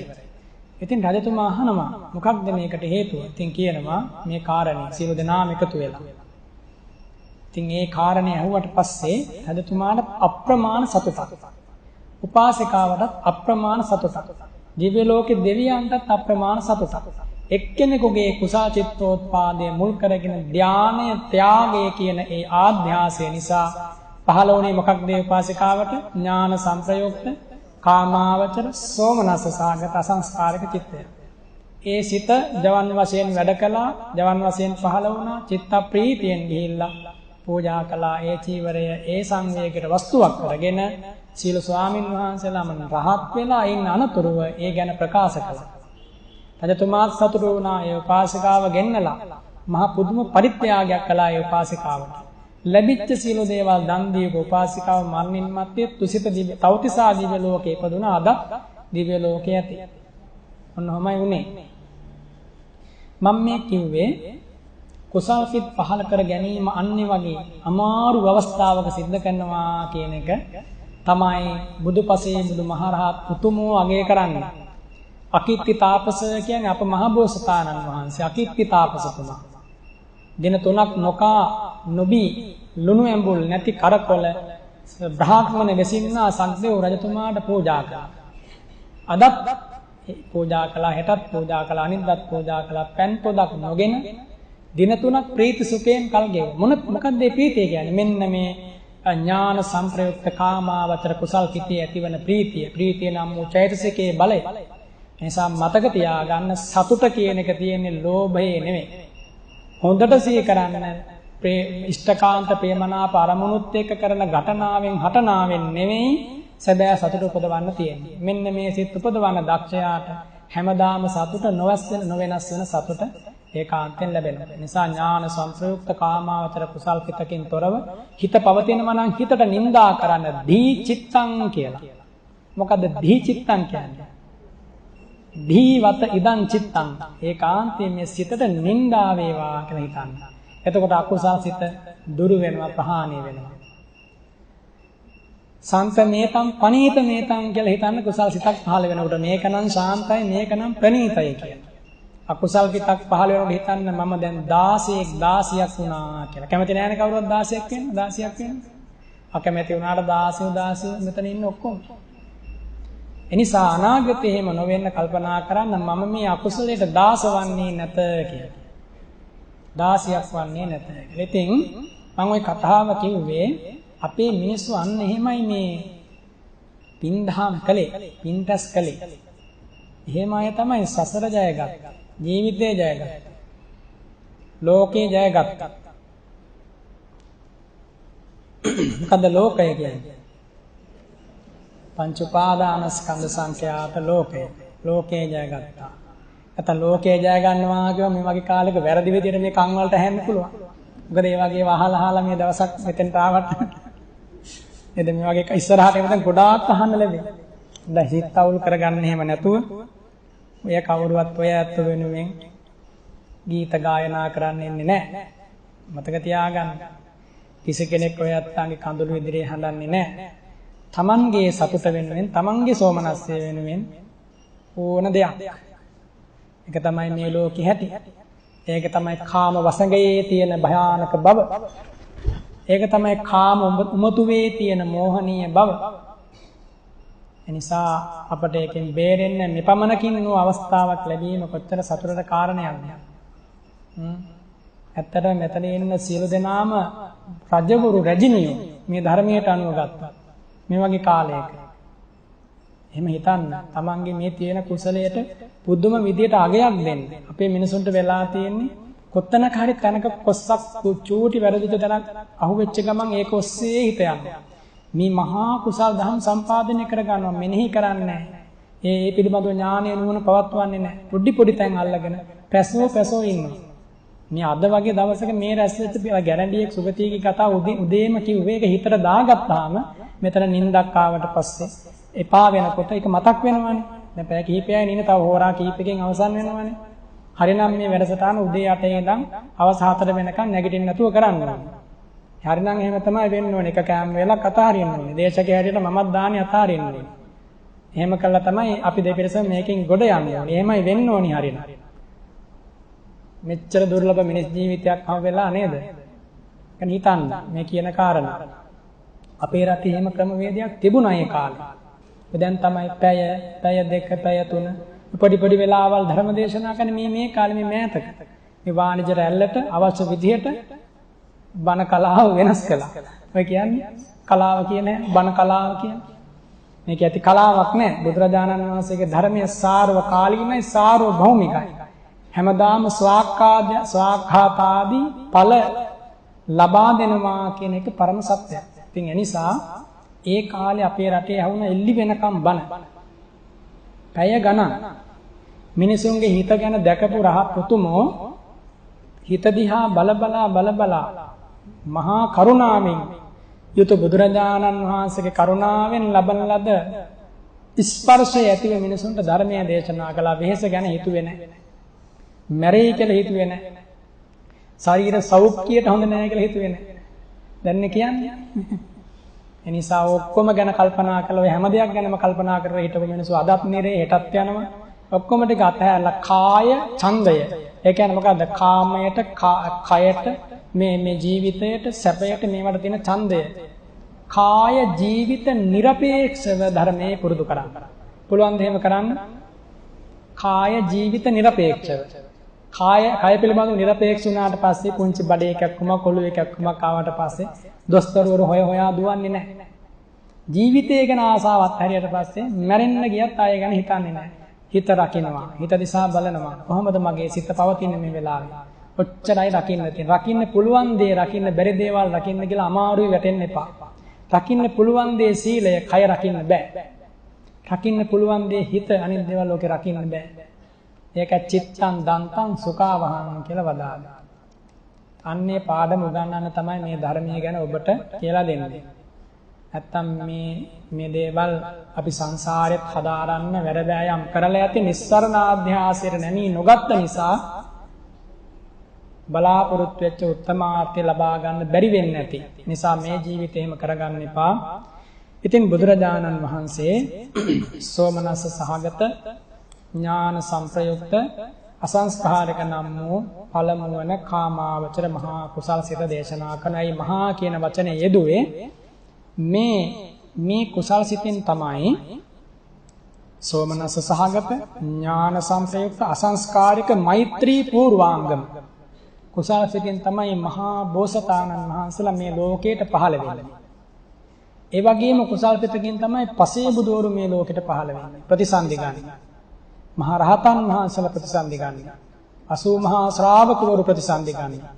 ඒකාන්තයෙන්ම බෝසතාණන් වහන්සේලා පසේ බුදු වෙන උතුම මේ කියපු සෝමනස්ස සහගත ඥාන සංප්‍රයුක්ත අසංස්කාරික මෛත්‍රී පූර්වාංගම කොට ඇති මෛත්‍රී චිත්තය නැත්නම් මෛත්‍රී ශක්තිය මෛත්‍රියේ බලය පූර්වාංගම කොට ඇති සිතකින් මේ මිහි මඩලට බඩින්නේ නැත්නම් ප්‍රතිසන්දි ගන්න. එනිසා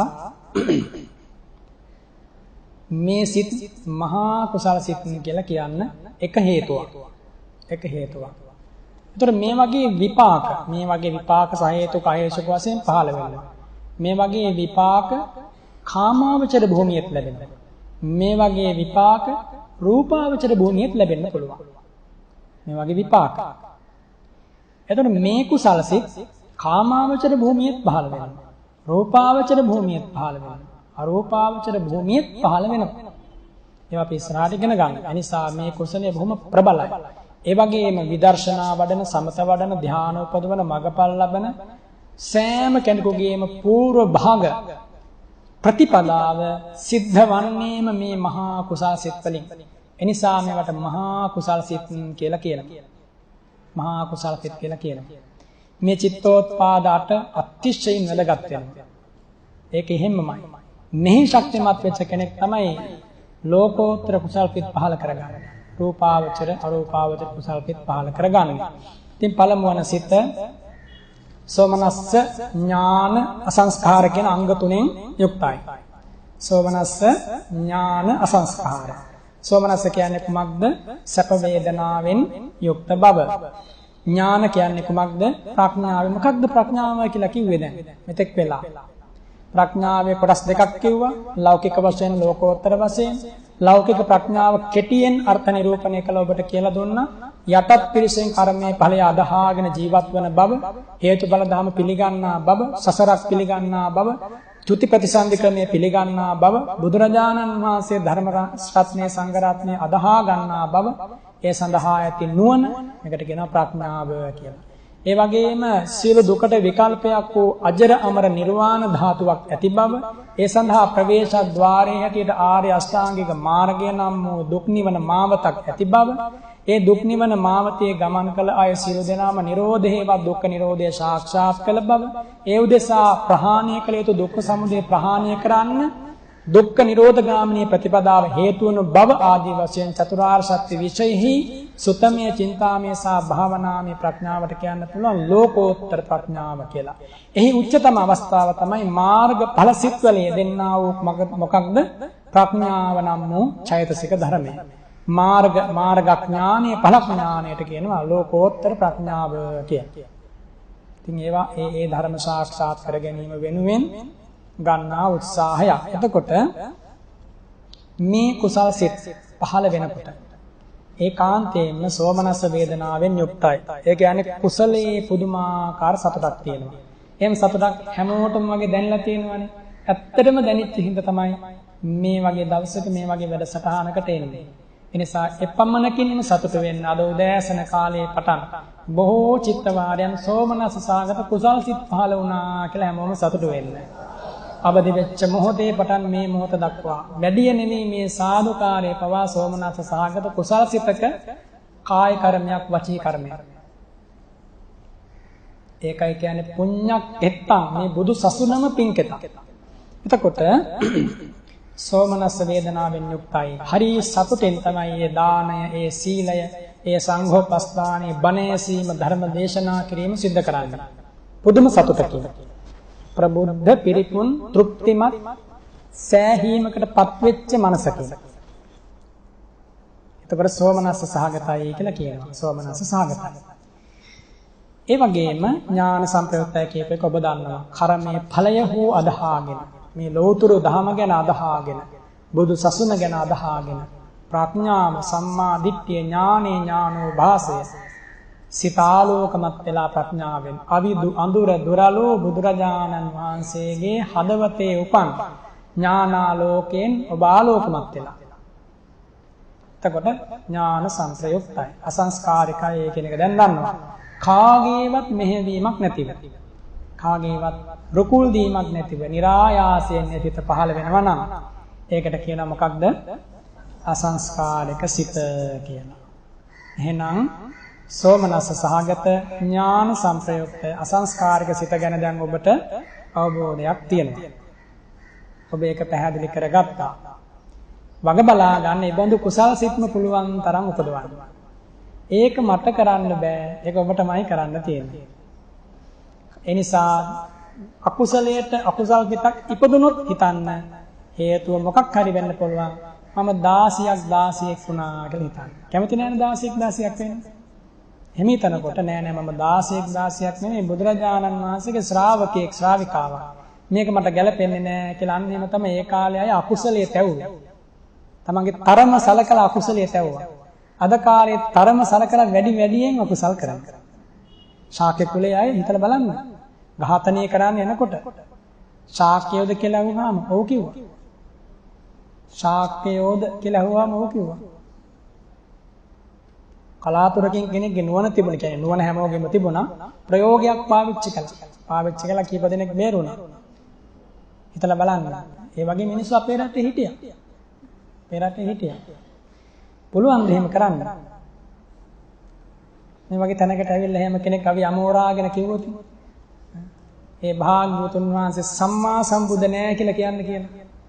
සම්මා සම්බුද්ධ නෑ, උන්වහන්සේ අරහන් නෑ. ඔය කියන ධර්මය දේශනා කළේ බුදුරජාණන් වහන්සේ නෙමෙයි.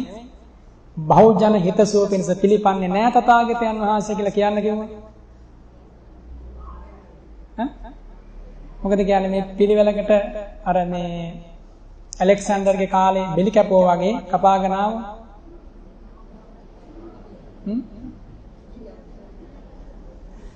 අන්න ඒක තමයි. ඇත්තටම ඒක හිතන්න ඕනි කාරණයක්. හොඳට හිතලා බලන්න. මේක මේ අපි දැන් මෙහෙම දෙයක් වෙන්නේ නැහැ කියලා විශ්වාසන්නේ කාටවත්. මෙහෙම දෙයක් වෙන එකක් නැහැ කියලා ලොකු විශ්වාසයක් තියෙනවා මේ ජීවිතේ. ඒ විශ්වාසයම තමයි දුකට හේතු වෙන්නේ. මට මතක් වුණා කතාවක්. අපේ රටේ ඔය අනුරාධපුර කාලේ එක්තරා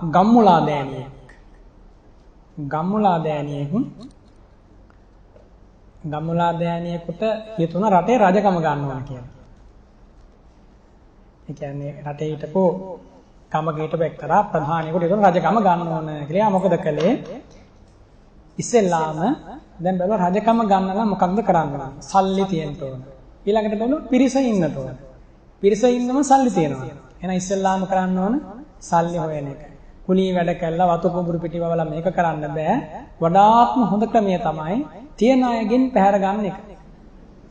කියලා හිතලා මෙයා මොකද කළේ? ඉස්සෙල්ලාම ගම්මාන කිහිපයක් තරුණ පිරිසක් එකතු කරගෙන ගම්මාන කිහිපයක් පහරලා විනාශ කරලා ඒගොල්ලන්ගේ තිබ්බ සියලු ධනයන් ඒක රාශි කළා. ඉන්න අනතුරුව කුලී හේවායන් නැත්තම් කුලියට එන සොල්දාදුවන් පත් කරගෙන මෙයාගේ ආරක්ෂාව තහවුරු කරගෙන ඉන්න අනතුරුව එක තැනක තියෙන චෛත්‍යයක් බිඳින්න තීරණය කළා. චෛත්‍යයක් බිඳලා දැන් ඒ කාලේ චෛත්‍ය රාජාන් වහන්සේලා ඇතුලේ නිදන් වස්තු තැන්පත් කරලා තියෙනවා මණික් මුතු වගේ දේවල්.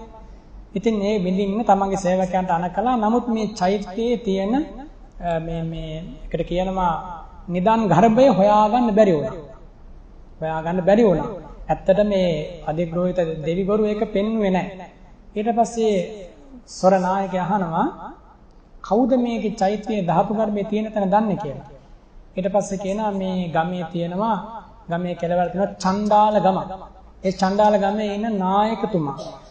චණ්ඩාල ගමේ ඉන්න නායකතුමා තමයි මේ චෛත්‍ය හදද්දි මේ ධාතු ගර්භය හදන්න අවශ්‍ය කරන ශිල්පීය ඥානය ලබා දුන්නේ. එයාගේ පුත්‍රයෝ 7 දෙනෙක් ඉන්නවා. ඉතින් කිව්වා ගිහලා එයා වරන් එන්න. එයා වරන් ඇවිල්ලා කිව්වා මේකේ සංදිය පෙන්වන්න. එහෙම නැත්නම් බින්දින්න ඕනේ තැන පෙන්වන්න. ඉතින් එයා ඒ වෙලාවේ හිතනවා බුදුරජාණන් වහන්සේගේ ජීවිතය නැති කරන්න වෑයමක් කරනවා වගේ වැඩක් නේ කරන්න. එයාට කියලා ඔබට බොහෝ ධනයක් දෙනවා. අපි දැන් භාගි බෙදා ගමු කියලා. දැන් කොහොම හරි මේක මේ ගත්තට පස්සේ බෙදාගන්නේ නැහැ. කොහොම හරි හාර ගන්න නෙවෙයි.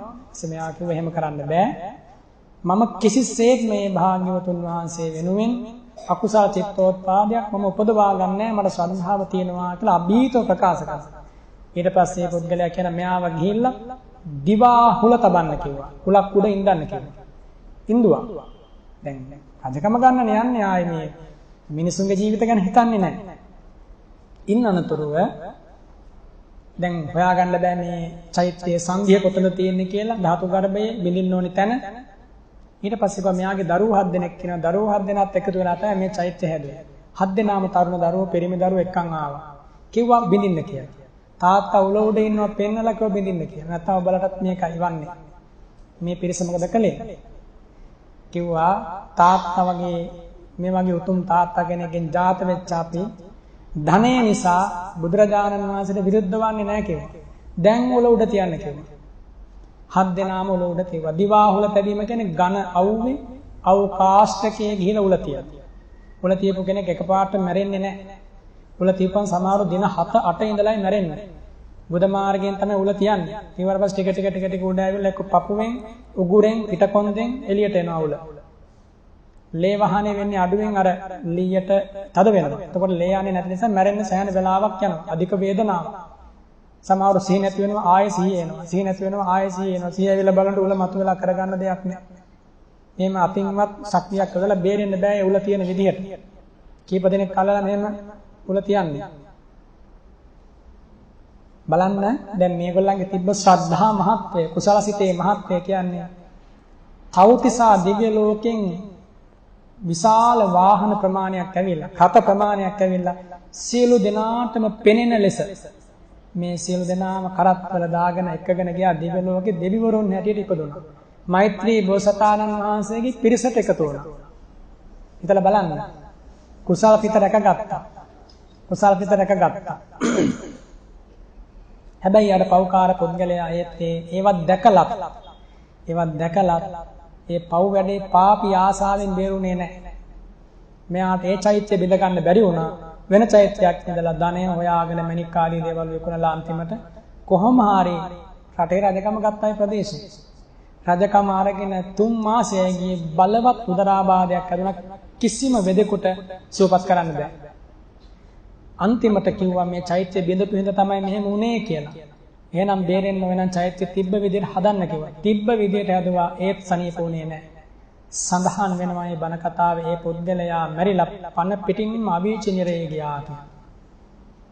ඔන්න හිතලා බලන්න ශ්‍රද්ධාව කියන්නේ අන්න එහෙම එකක්. එන්නේම මිනිසු තමයි මේ ශාසනය රැකලා දුන්නේ.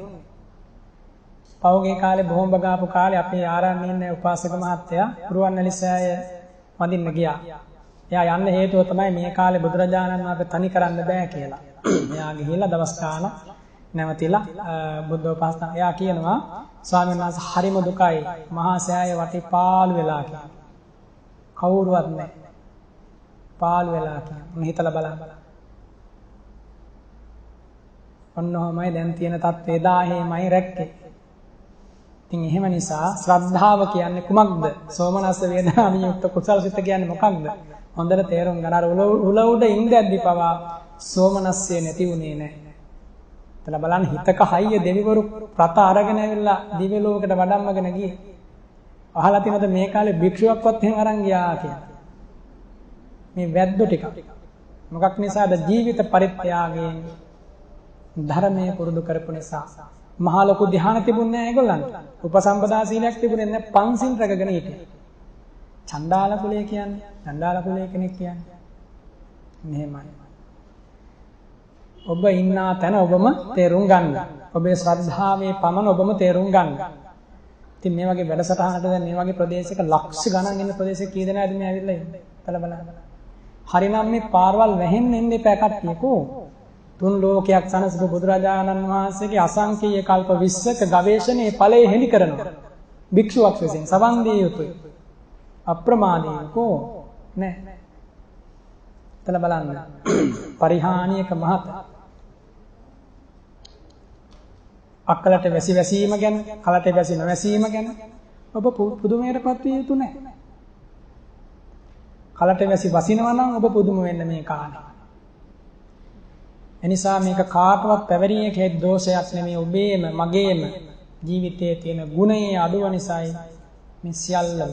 නිසා අපි ගුණවත් වුණොත් අපි මේ මුළු සත්ව ලෝකයටම අමිල දායාදයක් ලබා දීපු පිරිසක් වෙනවා. එනිසායි බුදු පුතුන් මහා සංඝරත්නයේ උපාසක උපාසිකාව පදුමන් තත්ත ජායේත සුචිගන්ධං මනෝරම. සුචිගන්ධ පිරිසුදු ගඳ තියෙන සුවඳ තියෙන තා මිහිරි ගඳ තියෙන මනෝරම්‍ය පුෂ්පයක් සංඛාර කෝටයක ජනිත වුණාට පස්සේ කවුරුවත් බලන්නේ නැහැ කුණු ගොඩ දිහා කුණු ගොඩින් මතු නෙළුම සුවඳ හමන නිසා දකුම් කළු නිසා වර්ණ සම්පන්න නිසා ගන්ධ සම්පන්න නිසා සිත ආහලාදයට පමුණවන නිසා ඒ දෙස බලනවා. යයි හේතුව. ඒ නිසා මේ විදිය කුසල් පිට පහල කරගන්න හැමෝම බලන්න. මෙතන ඉන්න අය එහෙම උල තිව්වොත් එහෙම ඕන දෙයක් සමහරට පාවලා දෙන්න පුළුවන්. මම ඕගලන්ට දොස් කියන එකක් නෙමෙයි. මා ඇතුළු අපි සියලු දෙනා. මම ගැන නෙමෙයි කියන්නේ මා ඇතුළු අපි සියලු දෙනා ගැන. අපිට මේ වගේ අවස්ථාවක් බිහිසුණු ජීවිතය අතරින් අවස්ථාවක් ආවොත් අනිවාර්යයෙන්ම ඕන දෙයක් පාවා දෙන්න පුළුවන්. වැඩි නෙමෙයි අනුරාධ නුවර යුගයේ අවසානයේ හිටියා ඒ කාලේ හිටපු සංඝනායක. සංඝනායක අන්තිමට පල්ලියට ගිහලා බෞතිස්ම ලැබුවා. වස් 50ක් 60ක් අතහැර. වරදාන වලට. එහෙම ඉතිහාසයක් තියෙනවා අපේ රටේ. ඒව ගැන මෙනෙහි කරන්න. එතකොට සෝමනස්ස සහගත ඥාන සංප්‍රයුක්ත අසංස්කාරික චිත්තේ පළමු වෙන සිත. දෙවන සිත දැන් තේරුම් ගන්න පුළුවන් කොහොමද? සෝමනස්ස සහගතයි ඥාන සංප්‍රයුක්තයි අසංස්කාරිකයි. දැන් ඒක තේරෙනවා. තුන්වන සිත දැන් තේරුම් ගන්න පුළුවන් වේදනාව සෝමනස්ස සහගත නැහැ. ඒ කියන්නේ කුසලයේ කරන වෙලාවේ පින්කම කරන වෙලාවේ ලොකු සැපයක් සතුටක් නැහැ. හැබැයි දුකකුත් නැහැ. මධ්‍යස්ථ වේදනාවකින් ලොකු පිනායමක් නැහැ. දැන් මහා බෝසතාණන් වහන්සේලාට දන් දෙනකොට සංඝ බ්‍රහ්මණතුමා ඒ කාලේ ලක්ෂයක් රහතන් වහන්සේලාට දන් දුන්නානේ. ලක්ෂයක් රහතන් වහන්සේලාට දන් දුන්න ලොකු සතුටක් නැහැ. ලොකු සතුටක් නැහැ. සිරි මහා රජතුමා දිනකට ලක්ෂ 6ක් වේදම් කළ හැමදාම දන් දුන්නා. සතුටක් නැහැ. S2 ගලවලා දුන්නාට පස්සේ තමයි යාන්තම් සතුටක් ඇති වුණේ. අද නම් මම දානයක් දී ගත්තා කියලා. ඒ වගේ මහා බෝසතාණන් වහන්සේලාට පුංචි පරිත්‍යාග වලින් සතුටක් ඇතිවන්නේ නැහැ. පුංචි පරිත්‍යාග වලින් සතුටක් ඇතිවන්නේ නැහැ. දැන් මෙතන ඉන්න යම් ධනවත් කෙනෙක් ඉන්නවා නම් හිතන්න මේ සාමාන්‍යයත්ෝ දන් හැන්දක් පූජා කරනවා වගේ ඒ හැත්තෝ දන් හැන්දක් පූජා කරනවා නම් ඒක නෙමෙයි වෙන්නේ. ඒකට දාන 16 කියලා කියනවා. කවුද දාන 16 කියන්නේ?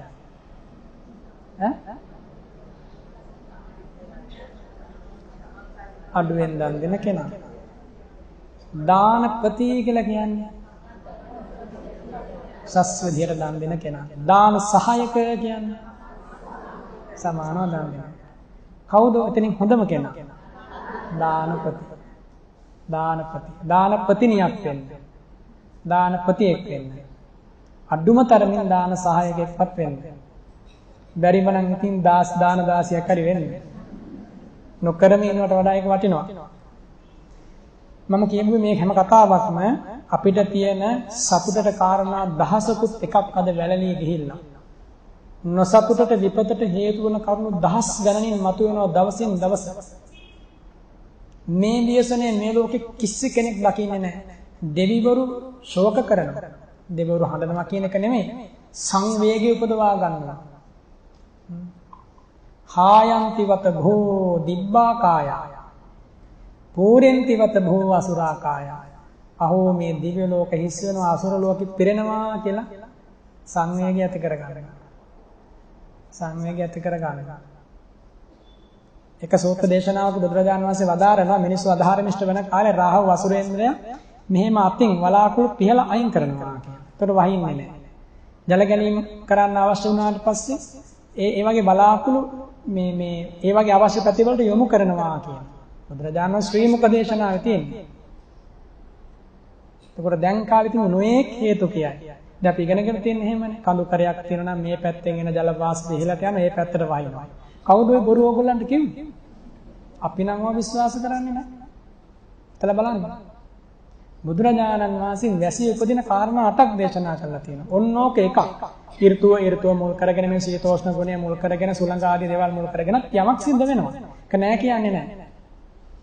හැබැයි අපි පිළිගත්තේ තථාගත බුද්ධ භාෂිතයේ ගරුතන තබලා නෙමෙයි මේ ලාමක අදහස් දරන ප්‍රඥාවක් නැති නොඑක් විදිහේ මදයට ප්‍රමාදයට හේතු වෙන කාරණා දහසකුත් එක්ක ජීවත් වෙන අන්ධයස්ති පරම්පරාවක ප්‍රවේණියක සමාජිකයන්ගේ අදහස් ගරු කළා. මෙතන ඉන්න සෑම කෙනෙක්ම වගේ හිතලා බලන්න මේ කියන දේවල්.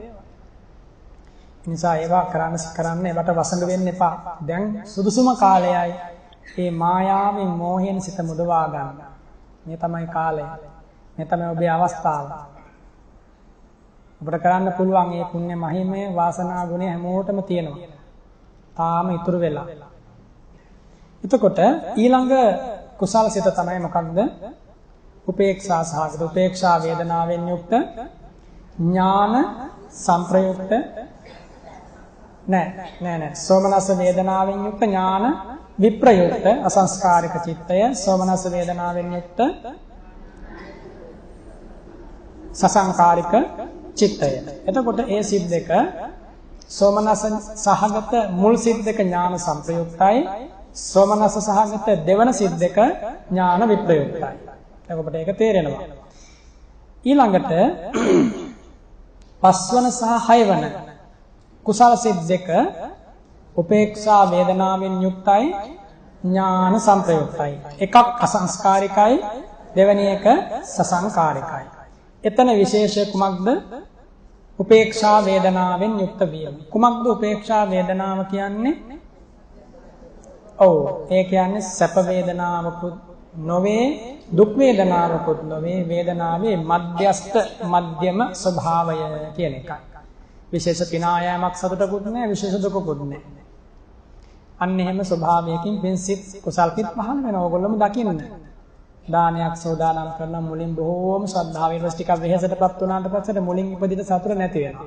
ඊට පස්සේ කොහොමද දාන වේලා පේලා අවසන් කරලා මහා සංඝරත්නය දකින්නකොට ඕන ආයෙ මහා පුදුමාකාර සතුටක් ඇති වෙනවා. සිතේ තියෙන ස්වභාවික හැටි. ඊළඟට 6 වන 7 වන සහ 8 වන කුසල් සිත් දෙක. මොකක්ද? උපේක්ෂා වේදනාවෙන් යුක්ත ඥාන විප්‍රයුක්ත කුසල් සිත් දෙක. එකක් අසංස්කාරිකයි එකක් සසංස්කාරිකයි. එතකොට මෙන්න මේ 8ට කියනවා මොකක්ද? මොනවද? කාමාවචර මහා කුසල සිත් කියලා. කාමාවචර සෝභන මහා කුසල සිත් කියලා කියනවා. දැන් මේ පිළිබඳව ඔබට යම් අදහසක් හිතට ආවා. දැන් අපි ඉදිරියට ඒ සිත් පිළිබඳව විශේෂයන් සංක්ෂිප්තයෙන් සාකච්ඡා කරනවා. සෝමනස්ස සහගත කියන එක උපේක්ෂා සහගත කියන එක මෙතන ඉන්න හැමෝටම වගේ තේරෙනවා වේදනාව. ඒ කියන්නේ සෝමනස්ස වේදනාව සතුට යෙදෙන සිත සෝමනස්ස සහගතයි කිව්වා. එසේ නොවන සිත උපේක්ෂා සහගතයි කියලා කිව්වා. ඥාන සංප්‍රයුක්ත විප්‍රයුක්ත කාරණයක් තේරෙන ප්‍රඥාවෙන් කර්මයේ ඵලය අදහා කෙරෙනවනම් ඒක ඥාන සංප්‍රයුක්ත වෙන. එසේ නොවේ නම් ඥාන විප්‍රයුක්තයි. ඒ වගේම Tamanගේම වමනාවෙන් નિરાයාසයෙන් නිසංග වශයෙන් ස්වභාවික සිද්ධ ලෙස යම් කුසල් සිතක් පහළ වේ නම් ඒකට කියනවා අසංස්කාරික චිත්තෝත්පාද කුසලය කියලා. එහෙම නැත්නම් සසංකාරික චිත්තෝත්පාද කුසලය. එතකොට මේ සිත් සෝමනස්ස සහගත වීම, සෝමනස්ස සහගත නොවීම කෙබඳු හේතු නිතාද සිද්ධ වන්නේ කියලා දැන් අපි ඊළඟට සාකච්ඡා කරනවා. ඒ වගේම ඊළඟට දැන් මේ 8ක් වූ කුසල් සිත් බුදුරජාණන් වහන්සේ දේශනා කරනවා දස පුණ්‍ය ක්‍රියාවලින් දස පුණ්‍ය ක්‍රියාවන් මේ කුසල් සිත් 8න් සිද්ධ කරන්න පුළුවන්. මේ කුසල් සිත් 8න් දානය, සීලය, භාවනාව ආදී දස පුණ්‍ය ක්‍රියාවන්ම සිද්ධ කරන්න පුළුවන්. එතකොට එහෙම ගත්තට පස්සේ ඒ දස පුණ්‍ය ක්‍රියා සිද්ධ කිරීම වශයෙන් මේක ගුණ කරලා බැලුවහම කීයක් එනවද? චිත්තෝත්පාදයන් 80ක් එනවා. චිත්තෝත්පාදයන් 80ක්. ඒ වගේම ඒ 80ම සිතක් පහළ වෙන අරමුණක් වුණනේ. රූප, ශබ්ද, ගන්ධ, රස, ස්පර්ශ ආදී අරමුණු 6ක් තියෙනවා. ඒ අරමුණු 6න් වැඩි කළාට පස්සේ ඒ චිත්තෝත්පාද 80 අරමුණු 6න් වැඩි කළාට පස්සේ 480ක් කුසල් චිත්තෝත්පාදයන් ලැබෙනවා. එතකොට එකම දානමය පින්කමට 480 දෙනෙක් සම්බන්ධ වුණොත් එකම කුසල් සිත ආකාර 480කින් පහළ වෙනවා. එහෙම වුණොත් 480. ඊළඟට එතකොට ඒ 480 ඥාන සංප්‍රයුක්ත ඥාන විප්‍රයුක්ත කියලා ભેදයක් තියෙනවා. ඥාන සංප්‍රයුක්තව පහළ වෙන්නත් පුළුවන්, ඥාන විප්‍රයුක්තව පහළ වෙන්නත් පුළුවන්.